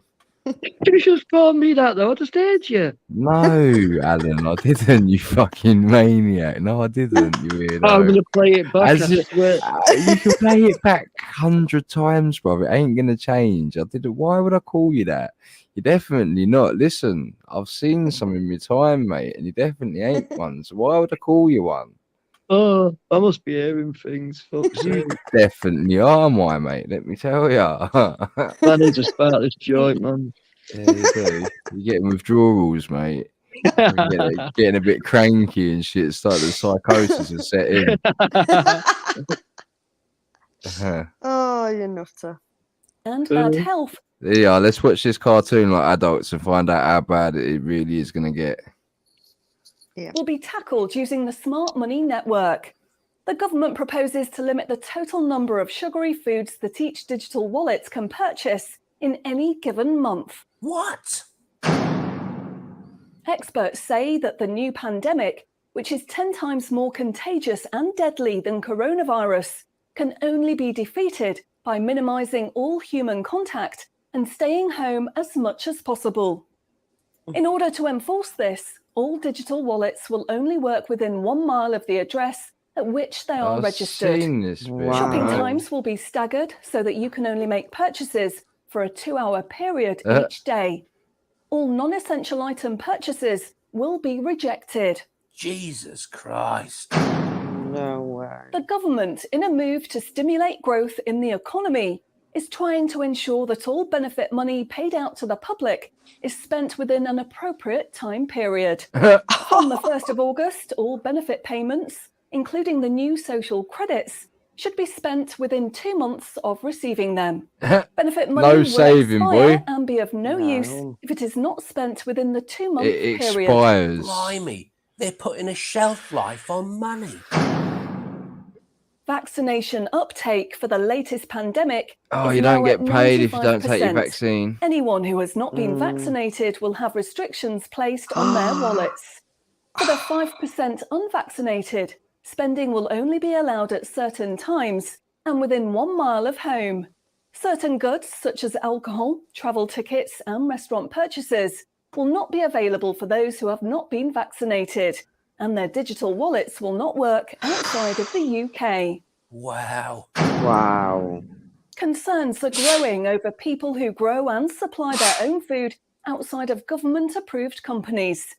The government will be restricting the purchase of all seeds and other farming products for anyone that is not a registered farmer. They hate What are you. they doing that for? They want you dead. The government is trying to reduce the amount of red meat people eat in their diet for environmental and health reasons. Digital wallets will only be allowed to purchase 8 ounces of red meat per week. How much is Supposed to be satire. That's not a lot. In order to protect the environment, the government is introducing limitations on the amount each wallet will be able to spend on the following products. What's Aerosol 5 cans, kilo of chicken then? How much is that in ounces of meat? coal, meat, Who? chocolate, What did you fish, say, Pause, Alan? pause that, right? So, if I buy, I don't, but 5 kilo of chicken breast, yeah. What's that in? What's that in their calculations then? Am I over? What about bodybuilders? We're gonna fucking hell. Steroid freaks are gonna kick fuck out you all. You fucking turning me away from them. You turning chicken away from them, mate. Fucking hell, man. You're on roid rage, mate. You're gonna fucking kill fucking who's in Parliament in charge. Well, I You'd would say fucking that rip them that's down you'd rip them gates off Downing Street, mate, and you'd fucking tear them a new one. But that, I just said that piece of meat was just like one meal of meat, would it? Because you can get like a 10-ounce piece of steak. What Can't did you? she Say 8 say? ounce. What did she say? What did she say? Ounces say or 8 kilos? ounce. Was I it? She think Is said it ounce? ounces. She said 8 ounces. ounce of That's what I'm meat. thinking. Hang on. Concerns are growing over people who grow and supply their own food outside of government-approved companies. The government will be restricting the purchase of all seeds and other farming products for anyone that is not a registered farmer.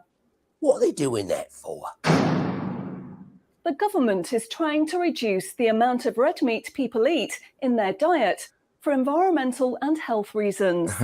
Digital wallets will only be allowed to purchase 8 ounces of red meat per week. 8 ounces. Yeah. So if you like a nice piece of steak, 5 kilograms equals 76 How many? ounces. Hang on. How many pounds in an ounce? 13.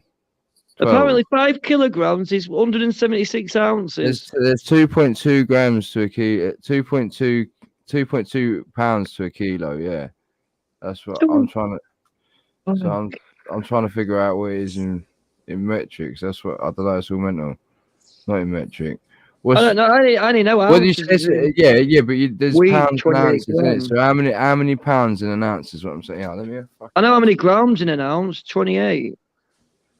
Yeah, 28 grams. Yeah, I know That's that. in weed. I don't know if that's in normal stuff, but that's weed. No, it is. Which it's either that or 32. Same, Alan. Oh dear. 9 ounce bar. I know stuff like that. I don't know what you're saying. 28 grams in an ounce. How many Oz in a pound? Why does it say like that? Though?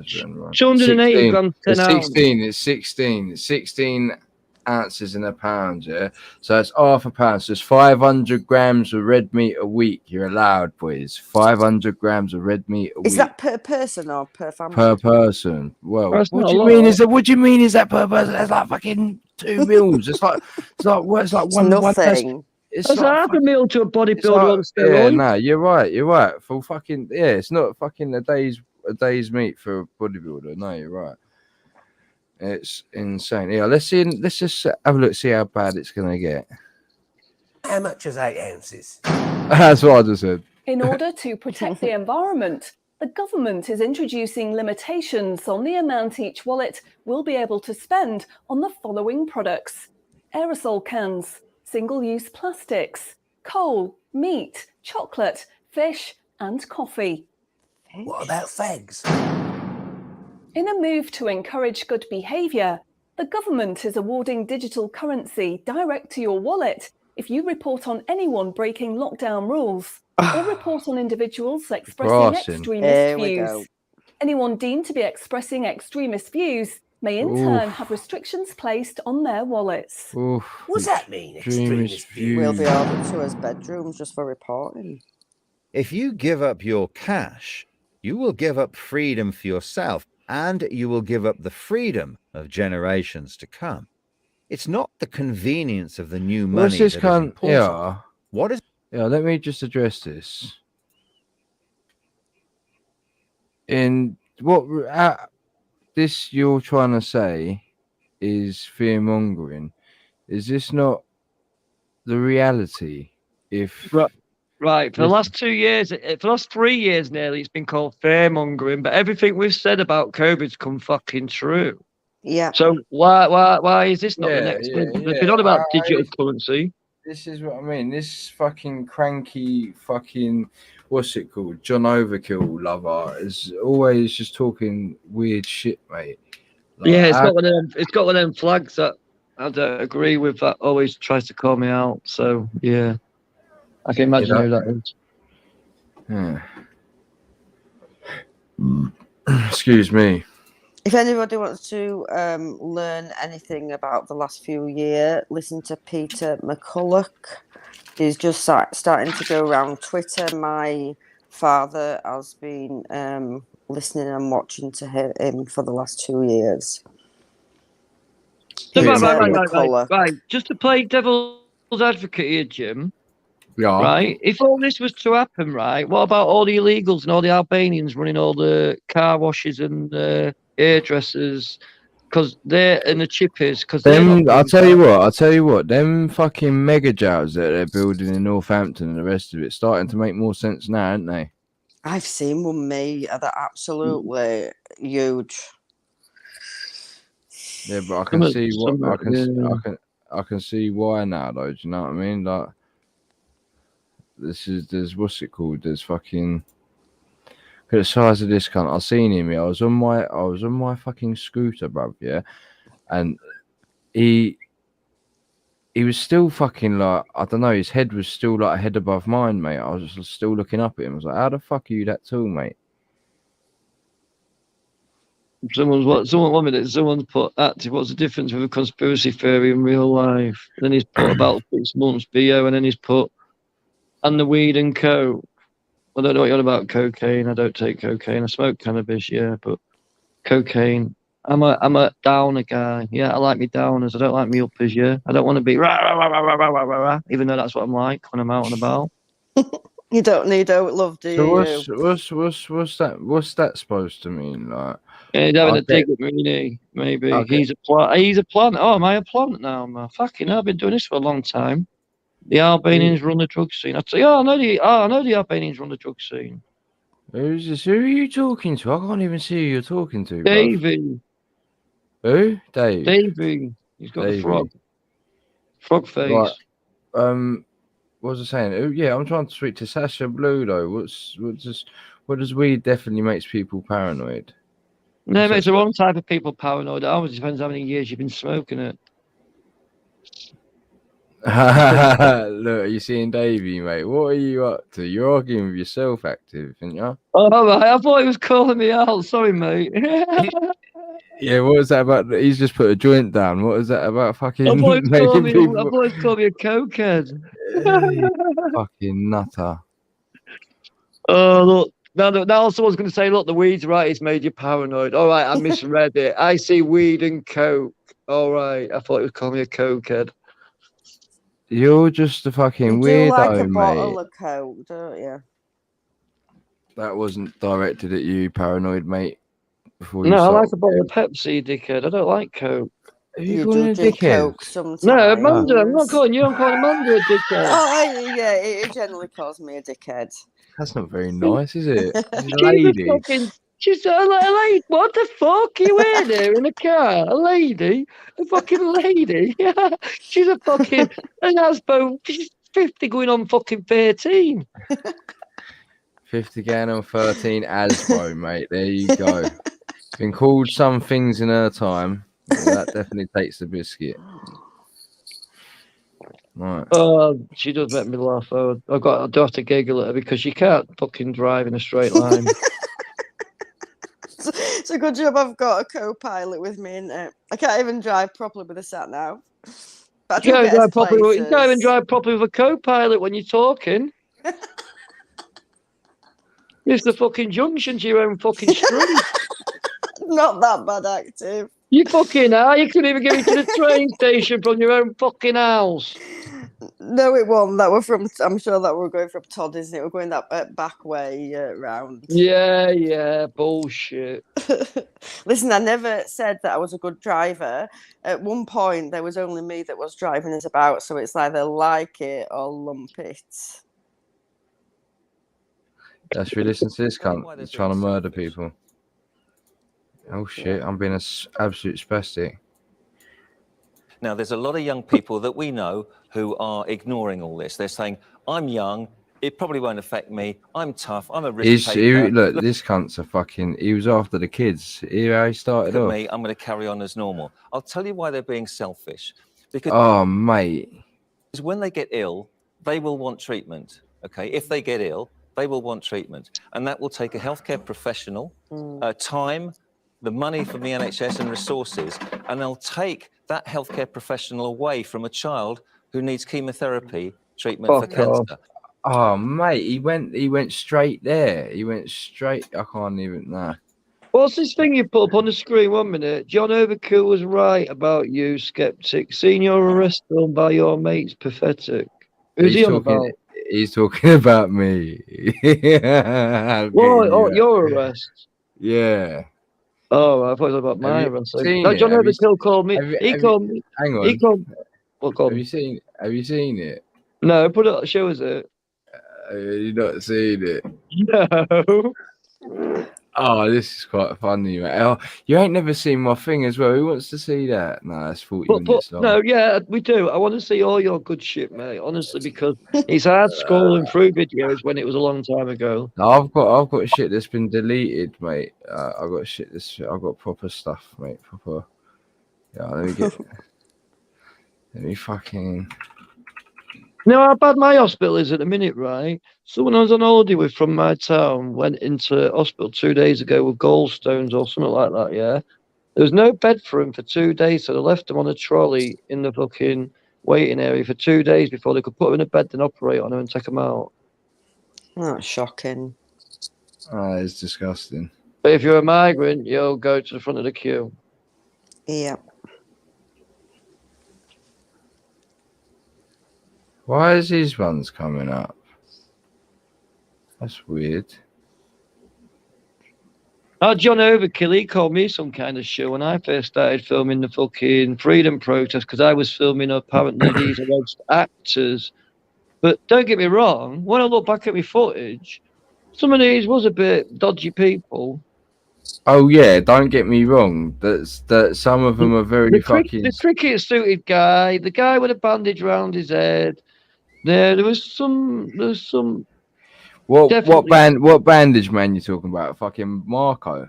Yeah, the blue shirted guy who always fucking had a bald head and a bandage round his head. Always at the front, always looks at his nut on fucking acid. Yeah. Something not right about him. His name's Marco, yeah, and he used to be a DJ in fucking Ironapa or something like that. Yeah, I can't remember where. It's one of them islands, something like that. Anyway, he's fucking apparently also as well though. He was involved with fucking not Australian, what on about Arsenal football fucking hooligans or something or other. Who he was? I know actually one of the top Arsenal football hooligans from 80s and 90s, actually. He's James Goddard's mate, so I could find out. And he's a top boy. You would have seen him actually at the football demo, but yeah, I probably might not have pointed him out to you. They couldn't put it on Paul Golden anyway, and Paul Golden shit himself. How big's Paul Golden? How small, you mean? How small is he? About 5'5", fucking little wet fucking lettuce. Little wet lettuce. Bless him, no, he's only little. His brother's about 6'2" and about 20 stone and a lot bigger and looks a lot meaner than him, and he gets him to do his dirty work and threaten people, but don't put me off. Fair play. He knows some naughty people apparently in Manchester, but I know some naughty people, so what? You know what I mean? 100%. Fucking right. I could fucking get some naughty people. I'd fucking their addresses before they fucking just had moved into the house. Oh, where is this fucking? Oh, mate, I'm definitely sure this is on here, but it's just taking forever to find it. Alright, went long before this.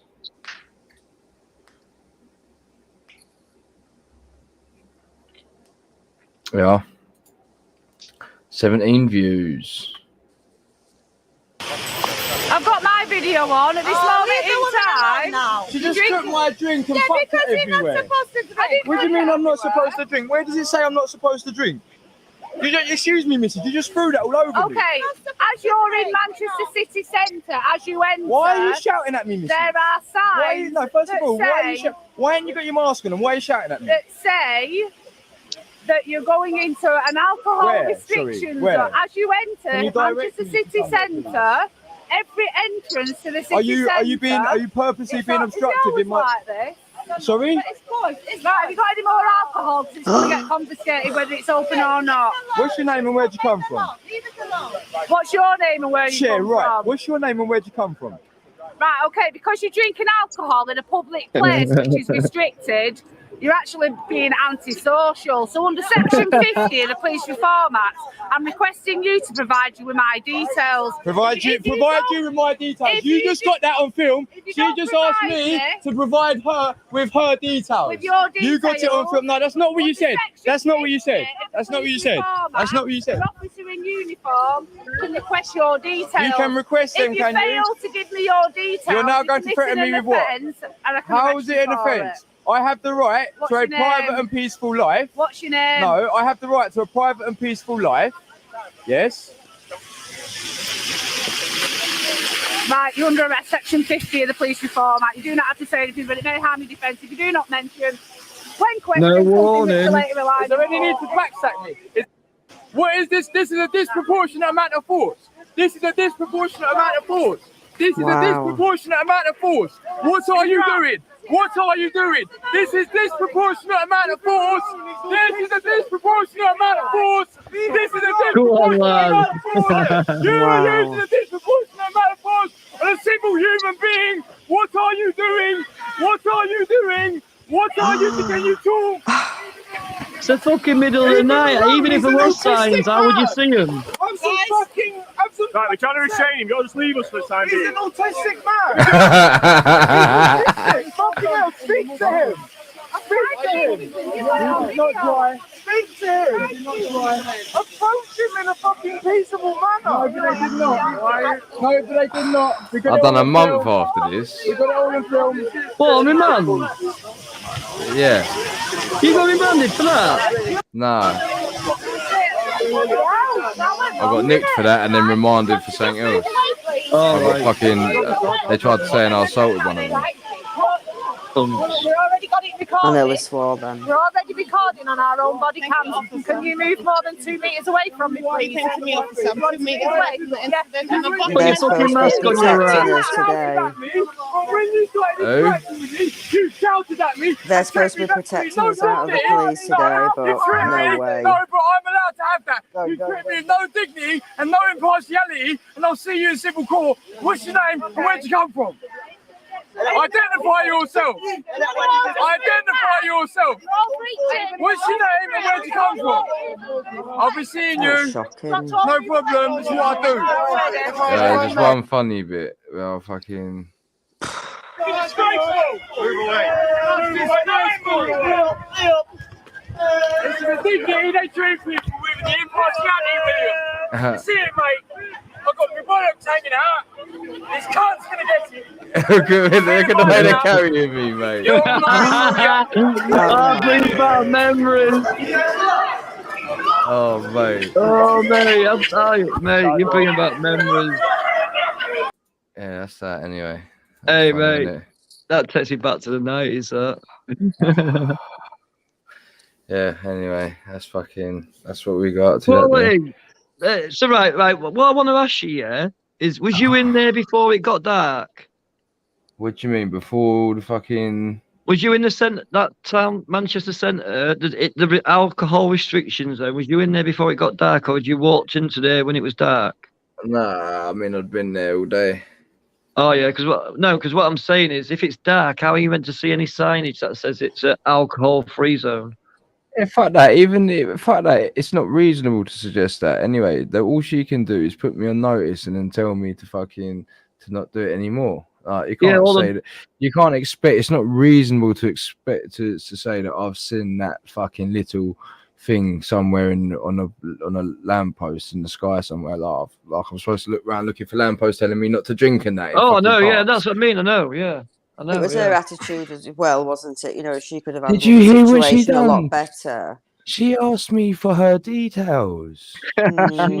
Power trip, wasn't it? You know. Yeah, I was just like, you're backwards, mate. I'm not gonna let that. Could you not sue them for that?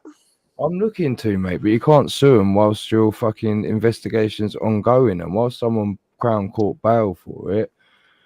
I mean, well, for that, they should need to. No, do you want to see what I'm on Crown Court bail for? Yeah, please. What are you at Crown Court for? I'll show you now. Hang on. You looking at jail? If they get their way, but I can't see it happening, bruv. You've already done a month on remand, so I've done a month on remand, so that's a month off, innit? Yeah, but if they're not looking at jailing you, they'll think, we've had him a little bit here. We'll sting him with a community order, a high one. Yeah, no. It's no community order for me, mate. I'm not. Oh yeah. I'm not. What's it called? I'm not communities fixable. Yeah, no, yeah, I get you. No, well, yeah, you can do attendance at probation for 6 sessions for over 3 months, can't you? No, the what's 1-to-1 sessions. Yeah. Yeah, there can't be no group shit because everyone. No, I can't. I can't do that group shit. I've too many fights when I've done that anyway before. I'm not allowed to be in groups of people. No, it's not. I don't generally. Well, it depends. Yeah, it does get like that, doesn't it? Come to think about it. Right, what am I looking for? Your video that got you put on remand. Oh, right, what your Crown Court for? Oh yes, you want to see this? Okay. Fucking too right, I do. You ain't seen this. You ain't seen this before, kid. I don't even know where it is. Where is it? I know it's on the computer somewhere, but I had a what's it called? I had a clean out. I'm gonna have to go and just download it again because I know exactly where it is to download it. I'll talk some shit while you're downloading it anyway. Do you know how you was getting carried into that police van, yeah? I'll tell you a little story, right? When I got raided one year, yeah, when my little boy, I think, was about 3 years old, yeah, they'd come at fucking stupid o'clock in the morning, yeah. They'd fucking come through my door, and obviously I'm naked, yeah, and it had to be this woman. It was a woman detective that was investigating it, so she had to formally charge me. So obviously they didn't want me naked, so I'm running around the house naked. You know what I mean? I've got all these coppers running after me. Oh, you fucking cunt! You fucking this! You fucking that! This ginger copper, yeah, I worked on a building site at the time. This ginger copper, he goes to me, "Your kid's first word's gonna be fuck off." I went, "Oi, ginger cunt." Don't think I don't know where your kid goes to school. I said, don't forget I fucking wait next door to the nursery where you take him every day, you daft little cunts. They fucking start ramming shit about my fucking kid. You know what they did to me? They got me in a tweenie tent, yeah? A little kid's tweenie tent, battered fuck out of me and carried me out the house, 10 of them, all like above the heads. They brought memories. Scumbags, yeah. He didn't like it because I'm sat on a digger. On a building site watching all these undercover coppers take the fucking kids to post schools. And I'm like, yeah, you come and raid me, cunt, and give me shit, and I'll fucking give you it back. Yeah. This is on special request on the behest of fucking. You got footage you in the cells? Yeah, boy. Well, how the fuck you got that? Oh, I got a good brief. Oh, don't get. Oh, fucking hell, if you was to get me from Bradford the other day, oh my God. Yeah, that's too far. Remember, I've spent a night in a cell next to you. Whoa. Rewind that, do that again. The fuck? Cheeky bastard. Kicked you then as well, see that? Kick knee. Oh, mate, no, listen, those on my head, I thought I was going to die. If I don't settle down, I'm going to die, mate. Yeah, I'll get knee plenty, mate. Yeah, I've got another guy who's got a police video like this from the cells where they kick the fuck out of him exactly the same fucking way. My mate from London, Kev. Yeah, but listen, this is what I'm saying. I get a not guilty on that, mate. You see the way the fucking they tried to say I assaulted one of them. You fucking mad? He assaulted me, mate. Then the day you just fronted, that was it. You're allowed to front. You're in your fucking cell. Fuck me, man. They're not even allowed to come in there, mate. They're not even. Listen, the reason the fucking flaps in the fucking door, they're supposed to feed you through that. Like, they know that I've been, what's it called? I've refused to give them my biometrics and my DNA and all that sort of shit. Yeah. Refused to give him my name, everything. I said, do you know, I know the rules. I said, I'll lay down for 3 days, yeah. I said, you'll get nothing and you'll get no extension because I'm not a fucking terrorist, yeah. I say, that's it, mate. Simple as that. You get no name in that, yeah. So they knew what my angle was, and they sent this sergeant, Mr. Ahmed, in, yeah. Rather than fucking, yeah, funny, isn't it? Because they, I don't know. Listen, they had. No, it's the Ahmed. But listen, Ahmed, yeah, but listen, right.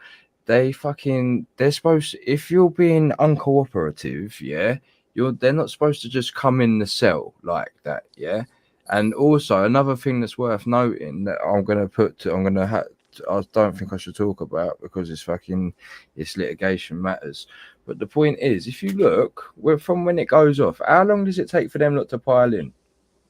They're Look, already waiting behind there. There's they're, already a they're, bit they're, there. they're outside. They're outside waiting for it to kick off. So he's come in there with the sole purpose to get me to kick off, so they can then take my details and find out who I am, because they've got no right to force you to give any sort of name or any sort of fingerprint, as long as you're being civil. The whole time, the police can't take this shit. They've got no way of forcing you. They've got no amount of force is reasonable when dealing with a civil person. That's the thing. I feel very lucky in Bradford now how you got treated, because they came in with tasers and that for me, mate. And I just sat there with a cup of tea, hot cup of tea in my hand. Yeah, two of them came in, and he went, "What are you going to do with that?" I went, "Come any closer and you'll fucking find out, you cunt." And they just turned around and walked out. Listen, I just people saying, like Davey saying, I think my lawyer's all right, mate. Because I had another case, a bit not well. It's not the same as this. I was wanted for, I don't know, something or other, fucking a possession charge, I think. And I went to hand myself in, and they was fucking about, and they left me outside for however long. And I got pissed beforehand because I fucking handed myself in, whatever. And then they just fucking about left me out there for ages. And they come, and then they're fucking about again. And then he started trying to give me warnings and that. And he just tried to put hands on me without saying I'm arrested or anything. So I went to nut him. And I didn't get him or nothing, but they were still trying to do me for the assault anyway. Like, that took 3 years to get thrown out of court, mate. So I know this whole thing's, it's like, they don't want me fucking talking to the jury at the same time. They don't want me getting the payout. Do you know what I mean? Yeah. So someone's calling bullshit on me in the chat, right? Trust me, yeah. I wasn't medicated because I refused to give me my medication, what I had in my possession, yeah. Trust me, yeah. If Jim knows how to get that video of me in Bradford cells, yeah, I'll fucking put it out. I don't give a fuck. I know I'm a cunt, yeah. But I'll tell you now, right? I don't give a fuck how much of a cunt I look, yeah. I don't give a fuck. Mate, the only people that care about that cricket man shit are fucking overkillers, though. That's the thing. Yeah, he may well have been a fucking agent and that, but you're just a fucking goon, bruv. Like, still going on about him. That's what I mean. Living in the head rent free, weird. Like, going on. Yeah. Like, how many of these people as well? This is the thing with this whole fucking this freedom movement shit, man. There's all these weirdo little trolls, mate. Like, fucking. It's not well, mate. Like, you're calling out this shit. Fair enough, you're calling out shit, but you're not bringing nothing to the table. You're just calling out shit, and 9 times out of 10, you're fucking wrong about it as well. So that's really what done my nutting about the whole thing, to be honest with you. Yeah, that's what did my nutting about the whole freedom protest shit. It got a bit all manipulated, didn't it? A lot of people fucking made it into something else, and then people followed like sheep and got led down the fucking wrong path. I came straight out of it, mate. I went to a couple of them and I thought, you know what? It was, don't get me wrong, it would have been good for the footage, but it just wasn't for me. It's just, I'm thinking, this isn't doing no. You know, you're moaning you've got no freedoms while walking around the streets of London. Nah, hold on a minute. You don't care about your freedoms because you're walking around the streets of London. Yeah, I didn't give a fuck about COVID. I went out everywhere. COVID didn't bother me. If you was that bothered about COVID, you know, if you're that bothered, if you weren't bothered, just go out. You know what I mean? Just do your normal life. I did my normal life. Fuck the police. Yeah, fucking bro. I don't know. That was everyone missed a trick there. That was a real fucking grassroots thing that went proper nowhere. Went absolutely fucking nowhere. And there's people that profited out, well, not profited, but they capitalized out of it. And that's all that's really going on now is like certain people are still trying to fucking, I don't know. It's all weird, mate. It's all weird. We're doomed and there's no representation, fucking grassroots or political, mate. We're all fucking doomed. You got one of them thingy, PAN card. Yeah. You got one, yeah? Yeah. I applied for one and I ain't heard fuck all back. Yeah, they're scam bastards, isn't they? No, there's something weird happened. There's having a court case or something. I don't know. Yeah, like you say, because I keep getting fucking heard about whoever got my CAN card, and I'm like, fuck off. No. I'm like, I don't need to show you it. Davey, mate, I don't know if you were talking about the you pound. smoke fake weed. Fake weed. I see that. I ignored it. You're a funny cunt. What are you doing cackling at that? How do you mate? get fake weed? What do you mean? What's he mean? Spice? Is he trying to say spice? I don't know. I didn't give it much fucking thought. You'd know if you smoked spice, you'd be like a fucking zombie, you dickhead. You won't be on be the ball. On your Hi, back, Tracy. mate. Truth is, nice to hear you on here. Fuck, you know, I grew up with fucking. I didn't grow up, but I know a lot of fucking spice heads and fucking MCAT fucking heads to know That's listen, I don't know about your way, bro, but round my way, that shit was getting junkies off. They've been on the gear for 20 fucking years, pinning up the lot, and it was getting proper people smoking loads of heroin off the heroin. Yeah, but it was fucking them up even more. Come on. Yeah, 100%, 100%. Man, you could fucking push them over, man. I used to walk past and they sat on the bench on my estate, yeah, and they'd all be like a zombie with a head there, stuck halfway down.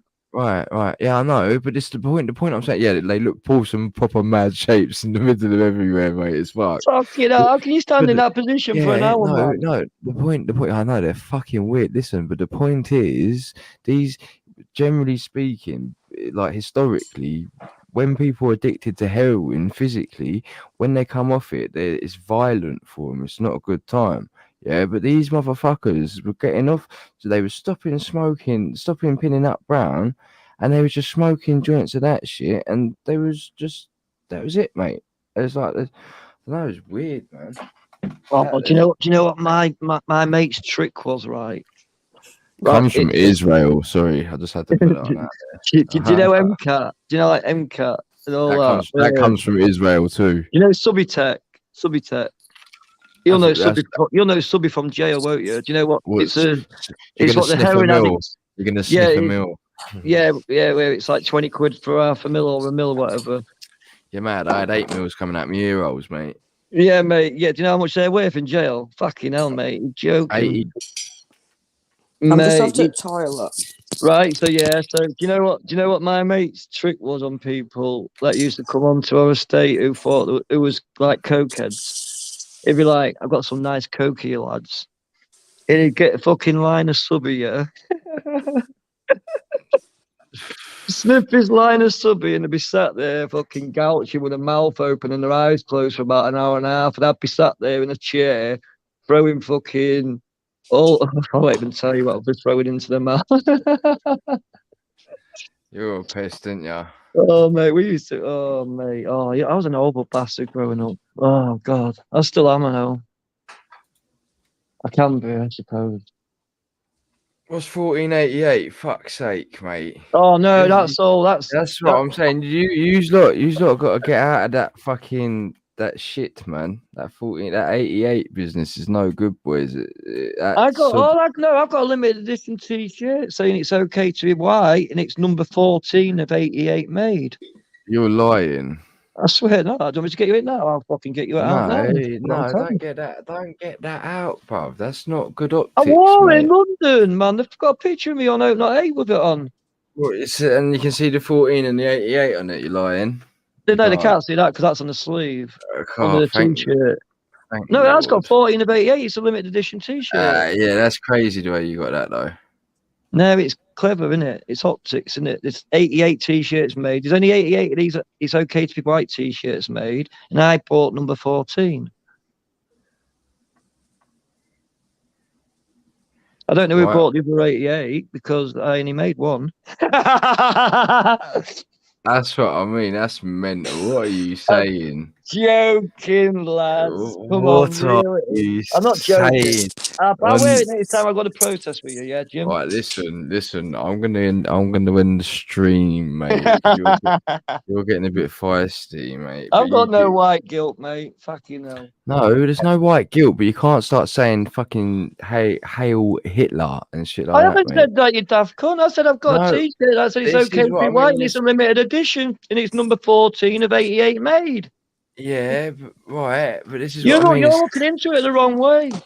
No, I'm not. I'm looking into it the way that it is what people look into it. This is what I'm So saying. should I ban it now? Am I going to get raided? No. It doesn't matter about that. Like, you've got no fucking. Listen, it don't matter. But what do you think Hitler was right? I haven't got a clue. You You know can't what? have this conversation anyway. No, I can have this conversation because honestly, You don't want to have it. You don't want to. I I do don't. want, I don't want to have it. I don't want to I have it. want I to don't have want it, it. right? I I want to have this don't. conversation. I No, don't. please, seriously, let me have me 2 minutes worth, yeah? Because then it might shut a few people up, right? I have not got a clue, right, about history, yeah? The first thing I heard about Jewish people, right, listen to me, is in the Tommy Robinson movement, yeah? Right? I do not know. All I hear is the Jews are responsible for everything, right? Right? And can I just give you my honest opinion? I've been on the streets, yeah, and everything I've covered is a Jewish person ever been responsible? No. So I'm not anti-Jewish, yeah? I'm just pro-English. These other people on streams that are telling me Jewish people are responsible for everything that's wrong with this country, yeah? I don't know nothing. I'm not a historian. I'm a council estate kid that grew up as a criminal, yeah? Then just came out as an activist in the Ariana Grande concert, yeah, when it got bombed. So I know fuck all about Hitler, yeah? All I know is my granddads and fucking great uncles fought for this country, yeah? So that's it. All right. Well, there you go then. That's all that matters. But what I mean is, I've not uncovered everything that's gone on bad. Everyone blames Jewish people, but when I filmed everything I've filmed, there's no Jewish people in there. I don't even know any Jewish people.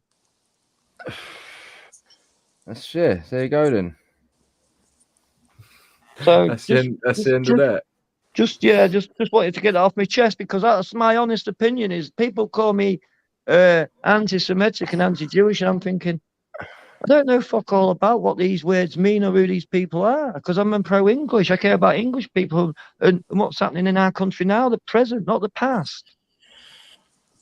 Yeah, it's quite well. It's what I mean. Like, sort of the. Oh, I'm not even going to get into it.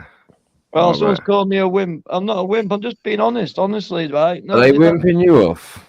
I don't care, right? I'm just being honest. I don't know nothing about. Is it Jerusalem? Is that where Jewish people come from? It is Israel, yeah, Jerusalem as well. So. Oh, Israel. Sorry, yeah, Israel, isn't it? Yeah, no, I'm thick. There you go. I'm thick. I've just seen. No, I'm just putting Jewish people, Jerusalem. So no, Israel. Then yeah. See, that's how thick I am. That's how thick I am. You ain't. It means people from Judah, I think. Judea. But that's what I mean. I don't know. This is what I mean. I don't know fuck all about this Palestine Jewish stuff. Right? It doesn't bother me because it's not my country. How have we got onto it? How has this happened? No, I just wanted to put people right about people calling me. Right? Do you know how many of my thousands of followers are Jewish people on Twitter? Probably about fucking 10%, which is about 4,000. They don't see me as anti-Semitic. Can you what's it called? Can you see what faith they are in? Can you? Yeah, because they've all got the Jewish. They've all got the Jewish. That doesn't make them fucking Jewish, bro. Well, they've all got the pro. Well, all right, pro. Yeah. Whatever. So people like Busker and shit do that, bruv. Like. Yeah, he don't follow me. Come on, he's a dog nonce. He's a proper dog nonce, that boy. Gonna be a dog nonce. Oh yeah, I brought up Hitler. No, someone fucking commented with 14 here. Unconditioned 1488 commented. So I'm just saying that's just bad optics, mate. All that Hail Hitler shit's no good. Well, right, someone's just saying I don't help myself sometimes. Right. I'm from Grimsby, right? If you ask Ali Dower, he classes it as the most racist town in England. Well, honestly, apart from until all these dingy migrants have fucking started taking over my town, yeah, I didn't fucking see much immigration apart from one fucking street where it's all the foreign shops. That was the only immigration we had. And I was fucked. But I don't see any Jewish people. I don't know any Jewish people.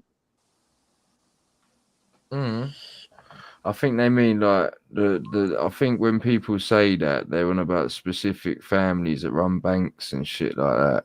But that's what I mean. I don't look into all that shit because I'm too busy on the road fucking trying to chase fucking migrants or trying to uncover the government's bullshit, you know, to expose lies. So I ain't got time to look into that. Yeah, but the thing is, there is a massive problem. Like, they won't have a talk about it, so that makes it obviously adds fuel to the fire when you're not allowed to talk about it, and you get labelled anti-Semitic for even saying the question, asking the question. Oh, why? What? Right. Here we go again, right? Because to commit a crime, you've got to know a crime's been. You've got to know an offence has been committed. Am I committing an offence with what I've been speaking about today? No, you're right. What you're saying is you need the mens rea. You need criminal intent. You need to That's what you're saying. This is how I'm fighting a case at the minute. The intent's got to be there to know you're committing a crime for a crime to be committed. Yeah, no, that is right. That's a maxim, I'm sure. Like, but I'm sure it's what's it called? Like you say, I don't fucking know nothing. This is why I don't like to. I only like. Where'd you go? What happened there? The subject, and I don't know fucking why it does, but it seems what to. What the fuck happened there? You went off then, Active. You went proper quiet. Oh, fuck knows. We missed last bit of you. No, you're not guilty of supporting white people. You're guilty of like hailing Hitler, which ain't a good look, mate. Is what I'm saying. Like, I don't hail Hitler. I don't know. No, I'm talking to the comment. What I'm saying is, if you have some sort of ambition to further the prosperity of white people and indigenous people of this country, like, hailing Hitler ain't gonna go about that in any sort of way. Is what I mean, and it just makes people look like a bunch of fucking cunts. Do you know what I mean? Yeah, I don't get all this Hitler stuff. Do you know what I mean? I mean, all my family's fought the war, and this is. Do you know when people say about Afghan refugees welcome because these was Afghan soldiers, so we need to bring them in as refugees here because, right, we're bringing soldiers into the UK, yeah, right. We're not only bringing soldiers into the UK, yeah, we're bringing soldiers that hate us into the UK, yeah, right. I know personally, yeah, through people from my town that trained these soldiers, yeah, where these fucking soldiers turned round with the fucking guns and killed the fucking my fucking town, yeah, two of my boys, yeah. So I know what we're importing, yeah. So that's what I fucking report on, yeah. Fucking, I don't even know how I got onto that subject, but it's ranting me now. Well, let's change the subject. Afghan, yeah, soldiers. We are bringing soldiers into the UK. I don't give a fuck what anyone says, yeah. You weren't supposed to talk about that, was you? No, we're bringing soldiers into the fucking UK, yeah. These Afghan soldiers are here to fucking maim and kill us, yeah. Like they did our soldiers who trained them up in Afghan to try and help fight for their own country. That turned on our soldiers and shot them fucking dead, yeah. I've got streets named after soldiers because of them bastards, yeah. Let's talk about fucking soldiers from my town, yeah. Fucking dirty little bastards, and we're putting these people in hotels, yeah. To fucking what? Get ready for a war against us. Well, this is what they've been saying. Town as well. Two young boys. Yeah, let's talk about little Jimmy Major. Let's talk about Sergeant fucking Telford, yeah. Fucking my town, yeah. That trained these Afghan soldiers that turned the guns on them, yeah, and fucking shot fuck out of them, yeah. Little boys, yeah, and a fucking Sergeant Major, yeah. Nah, fuck that shit, yeah. If they're doing that to people that are fucking training them to help to keep their own country secure, what they're gonna fucking do when they're here? Oh, fucking mate, that's heavy, that kid. Oh, mate, it's a truth, though, mate. And the truth is out in. Truth hurts, doesn't it? I come from a fucking town full of fucking soldiers, right? And we fucking respect our fucking heroes, yeah, and our veterans, yeah. And we know what's coming here, yeah. That's why when me and Amanda went to Linton on News, we was the first persons there, and we spoke to the fucking woman whose brother was my friend, who was a soldier, who's what I'm talking about now was part of that platoon who was fucking shot fucking up. And this poor lady just didn't want 1,500 migrant men moving into Linton, and because she wasn't one of the champagne socialites, the NIMBYs, she was absolutely just trolled and called far right. And luckily, you know, we've supported her since, and she's a lovely lady, and she's just a mum, and she's true and she's real today. But yeah, she got some stick just for arranging a demonstration. It's just so wrong.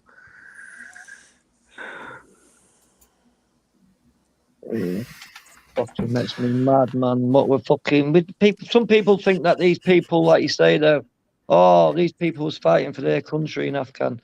Yeah, some of them maybe was, yeah, but there's a lot of them, yeah, that are fucking haters, yeah, and that are quick to turn the fucking trigger and turn the gun on you, yeah. Just remember that. Right, guys, I am gonna love you and leave you there. I just need to chill for an hour before bed. I've been on the road since 9:30 this morning, so we left at 10 to 10, but Bulldog got the times wrong, so I was waiting 20 minutes. I need a fucking 2 gram pure green joint to calm me down, and maybe But a few Valium. Yeah, listen, calm down. All we can do is put out there for the public to see. Hopefully we can change things. Keep getting the support of our followers and keep putting the true, real news out there. And that's what us guys are doing today. So yeah, I appreciate both your two's friendship, and I hope to be back out with you again very soon. Thank you very much, Amanda. You're welcome, Jim. And Active, you're welcome. Always. Love Okay, your thank activism. you, guys. Thank you. Appreciated. Thanks, Means Amanda. a lot. Thank you. Bye, guys. Bye. I'm gonna get going now as well, Jim, because I'm fucking my heart's pounding. I think I need to do my blood pressure. Yeah, you go and chill. Try nice, chill out, nice, chill, and a cuppa. And anyway, you should be in bed. I thought that you were poorly. No, the antibiotics, I tell you, fucking, these are like I wonder knew it drugs. was them. I said, I bet them antibiotics. You've had some of them, and you're blooming up and about and again, aren't you? But I fucking wired since midnight last night. Oh, you could have been out with us today. I was trying to get out at midnight because my fucking boy got stopped again in the fucking car. And they Asbo sectioned him for driving like an idiot. So they were trying to crush his car. So no. I've got shit going on there. So I was trying to find the police at 2 o'clock this morning. So don't. Anyway, nice relaxing night tonight. No more stress. We've put the world to rights today. And yeah, good night from Yorkshire Rose. Good night, Yorkshire Rose. Night, guys. Night, everyone. Night, chat.